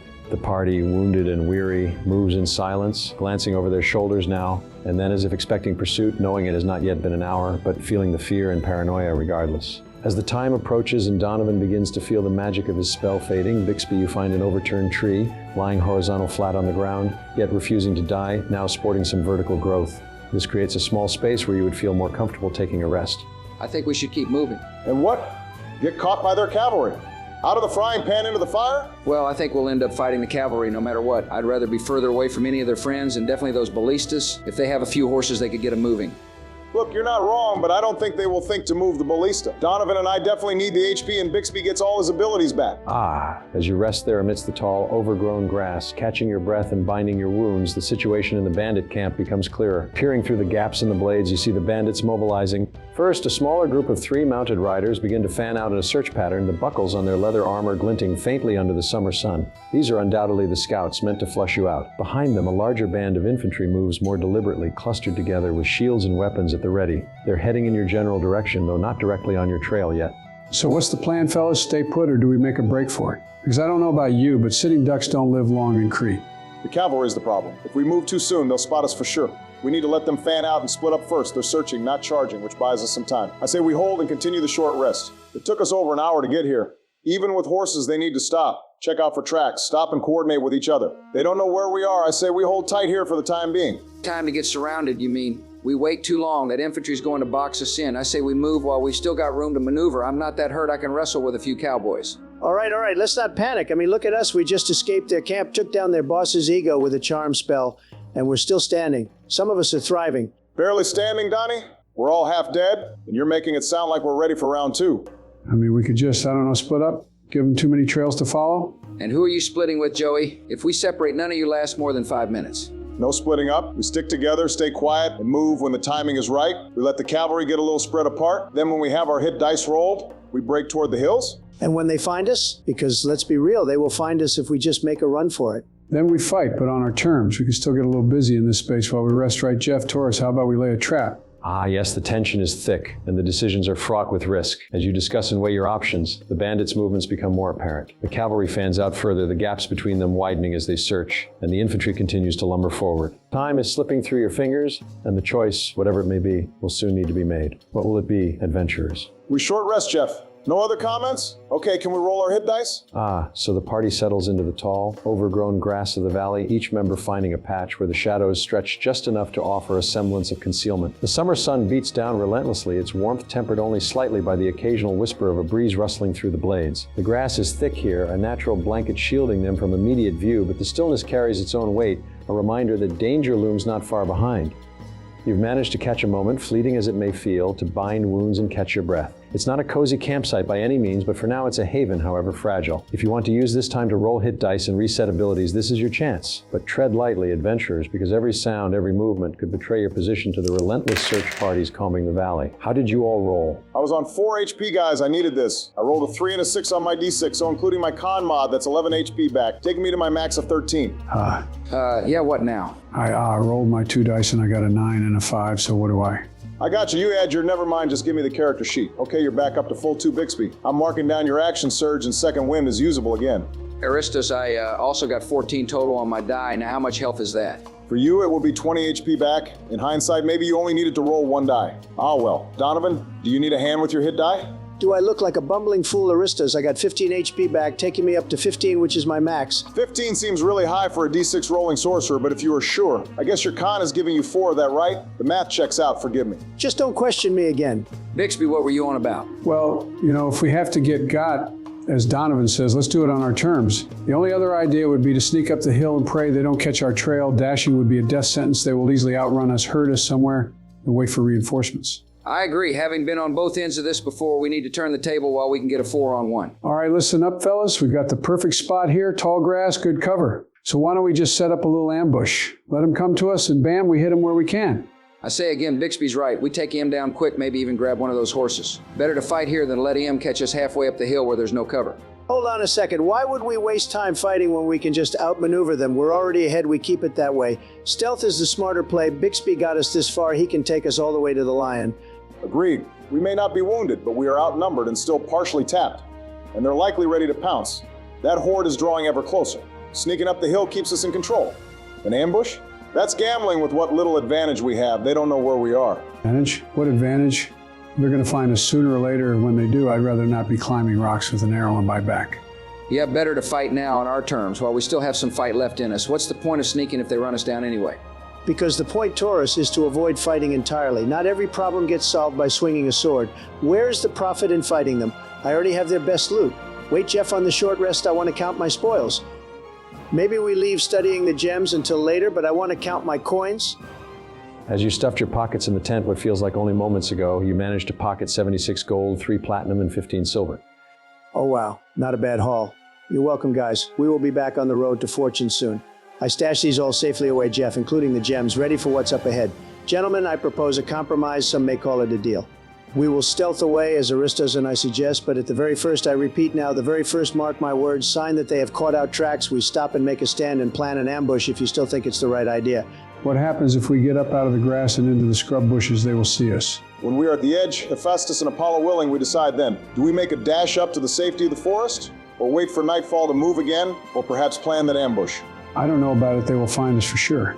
Bixby, I have never once doubted your scouting and survival skills. You may not know much, but I know you know that. Hey. I know you can lead us up to safety, and I know, Taurus, you will keep us safe watching for the first sign they have caught our scent. Whoa, no, not him. Why not me? You have big old horns on your head that stand out like, damn, I was trying to think of one of your Texanisms, but I just don't got it in me. You get what I mean? You know what? You make a good point. I am eager to test my combat against these guys, but we are here on a mission, and that's to fight a much bigger and cooler prey, the Nubian lion. The Nemean lion. That's what I said. I'm not even going to mention again how that's not our mission. We are after the rope. Bixby, can we count on you to lead us safely through this grass up to that mountain pass? I know you got this, buddy. You know I do. Let's get to it, fellas. Time's a-wasting. All right, gentlemen, it's time. You're making your stealth rolls to sneak away from the bandits and navigate through this dense grass toward the edge of the forest. Remember, it's a group check, so even if a couple of you trip over your own feet, you might still pull it off as a team. Roll those dice. All right, here we go. I got an 11. Not great. Wouldn't count on it, Donnie. Let's see here. Oh, a 9. Yeah, maybe not my finest hour, but I'll blame the grass. It's taller than I am. 15 for me, Jeff. Solid enough. It's almost like I know how to move without broadcasting my position to every enemy in the valley, which is why I should be the one to watch the horsemen and bandits approach. Ha! Amateurs. Jeff, write it down. I rolled a 19. Clearly the golden touch extends to stealth as well. Wait, why did you roll a second die, Don? Well, I rolled lower first and thought I'll say I still rolled better than all of you. But I thought that because it's a group check that I might need a higher result to carry the team again, as we really don't want to be caught here by these low-life bandits. And where did the reroll come from? It was my tremendous inspiration prize, Obama. Keep up, G's. I feel like you should make it known when you're using it. You did this last time, too. Why? Don't trust me? We're a team. I just feel like the fans that voted for you deserve to be made aware that you're using it and how, so they get the chance to see how they helped. Also, no, not really. Fair point, Barack will make it a clear rule going forward that if you're using inspiration or other similar abilities that you need to announce it. I thought it was already implied, but maybe it wasn't clear enough. And you still have it marked on your sheet, Don, so make sure to rub it out. I was trying to listen to Jeff, so I didn't miss what he had to say. All right, not bad overall. The group check succeeds, just barely. Despite George stepping a little too heavily and Joe causing a bit of rustling, you all managed to blend into the grass well enough to avoid drawing immediate attention. The bandits, still searching, don't seem to notice your movements just yet. Now, Bixby, it's your turn to navigate. Survival roll, if you please. Don't worry, Jeff. I got this. Oh, 17. Told you I've been working on stuff back in Crete. I'm getting better now. Excellent. Bixby leads the party with confidence, using the subtle bends in the grass and the slight incline of the terrain to guide you toward the forest's edge. It's slow going, but you feel you're making steady progress without leaving an obvious trail. Jeff, as I've nominated myself to do perception check-ins on the bandits as we move, I'll roll a check for that. Perfect, Aristos. Roll perception for me. That's a 14. Not amazing, but not terrible either. That's enough. As you pause briefly to glance back, you spot the cavalry scouts spreading out further, their horses moving at a deliberate pace through the valley. They seem to be fanning out in a search pattern, but they haven't honed in on your location yet. The two who have peeled wide are of little concern at the moment, but the one who is closest, maybe now concerningly close as you can see if you peer closely, his figure, his face. He is watching the ground carefully. As if by divine favor, as you peer at him, he stops his horse and after a moment dismounts, disappearing from view. Oh, I don't like the sound of that. He is gone for only a few moments before he reappears, mounting his horse in a smooth, well-rehearsed finessed leap. Once up, he moves something from his pocket. You peer, but it is far too far away and far too small to see it properly. Damn, I was about to ask. But just when you peer closer, it catches the sun, glimmering like maybe a coin. Donovan. Why did you have to count your coins? I certainly did not drop a coin, not me, no way. He ponders for a second. Even so far away, you see his young face contemplating some big decision before he pivots his horse towards the ever-moving horde, pushing through the grass with conviction and shouts a cry. Oh, Ares, bless my blade, we are about to be back in the thick of it. Perhaps so, but that will be a conversation for next session. You can take a moment or two now to discuss plans, but they will all be carried out next week. Oh, darn it, Jeff. I am going to be thinking about it all week. Yeah, me too. Wait, really? Yeah, of course, this is a big ambush coming up. If we decide to even go that way, a pitched battle with a horde and two bosses is a tough consequence for being too slow to act. In a funnel, maybe we have a chance, but here there is nowhere to funnel their numbers. I agree. Whatever we do, stealth has to be a crucial element, assuming he has actually caught our tracks. I'm glad to hear you say that. I want to fight, y'all know that, but the place for a stand against them all was up on that hill before we even went down to the camp. We all knew it, the fans all knew it, a nice funnel with some high ground. Anyway, let a Minotaur dream, maybe next time, huh? So what do we do? I think we have a think about it over the week. Read some ideas in the comments and see what everyone thinks. Somehow I think diplomacy is off the cards this time. Don't you dare say that. The Tiberius charm is overwhelming potent and always in effect. It's like a paladin's aura, giving me and those beautiful creatures around me a blessing to their charisma, charm, and appeal. Jeff, is this something you worked on? I believe he is speaking narratively Aristos. We have worked on a great many things, but an omnipresent, omnipotent, overwhelming charisma-boosting aura is not yet on the drawing board, but I dare say I will get a flurry of tweets at 3 a.m. now. What can I say? It's when I do my best D&D thinking, away from the family and the aides and staffers, just me and Elon to work on my character. Does he know much about D&D? He thinks he does. I mostly just like the company and the energy. He does well in what I see of the games he plays on other channels, so I assume he knows his stuff. What a wild ride, huh? I mean, sneaking through tall grass, bandits hot on our heels, and Taurus dreaming about the perfect battlefield. Can't wait to see how it all unfolds next week. Yeah, we'll see what happens next, but let me just say, if you guys don't nominate me for MVP after this one, we're going to have words. I mean, come on, the strategy, the muscle, I'm giving you gold here. Settle down, Taurus. MVP had some good ideas, true, but I led the party. Listen, fans, let's keep this simple. The MVP is Donovan Tiberius. Always has been, always will be. Just vote for the obvious choice and save yourselves the trouble. Well, whatever you decide, we love hearing from you. Drop your MVP nominations in the comments. Let us know your favorite moments, and don't forget to hit that like button and subscribe. We're so close to a big milestone, and every single one of you makes this possible. Well, gentlemen, I think we can all agree that this stretch of the campaign has been nothing short of epic. From the chaos of the bandit camp to that clutch moment with the charm spell, this set of sessions had everything. Everything. Don't sell it short, Obama. It had me talking down a bandit leader and saving the party from utter destruction. That's what the people came for. MVP performance week after week, if you ask me. Oh, sure, Donnie. We'll just forget how you almost got yourself knocked out right before that. How many turns were you on 1 HP for? And how Taurus and Bixby had to bail you out, repeatedly. But hey, no hard feelings. That charge into the creek? Now that was iconic. One for the history books, if I do say so myself. And let's not forget Bixby navigating us through the valley and keeping us alive while we were being hunted down. Joey, that series of survival roles was the stuff of legend. What can I say? Rabbits know their way around the wilderness, but seriously, that whole escape from the bandit camp, tense. I thought we were done for more than once. You thought? I knew we'd pull through. It's all about confidence, Joey. Confidence in a little Tiberius charm. Well, charm only gets you so far, Donnie. It took teamwork and some good rolls for us to make it out alive. Planning the ambush, the chase, that brutal fight in the camp, this stretch was a masterclass in survival. And in learning when to run. Sometimes discretion really is the better part of valor. Speaking of running, next session we're going to need a solid plan. Those bandits aren't just going to forget about us. We need a plan? Please. The plan is simple. Follow my lead. Let me do the talking and watch the magic happen. We'll see about that, Donnie. But for now, let's thank everyone watching for sticking with us through these episodes. Absolutely. Y'all keep us coming back every week, and we couldn't do it without your comments, ideas, and support. And don't forget to vote for MVP. I mean, it's obvious, right? A certain rabbit carried the day. Joey, we mostly save MVP votes for the actual weekly episodes. What now? Here we go again. Ignore him, folks, until we see you next. Stay safe and keep rolling those 20s.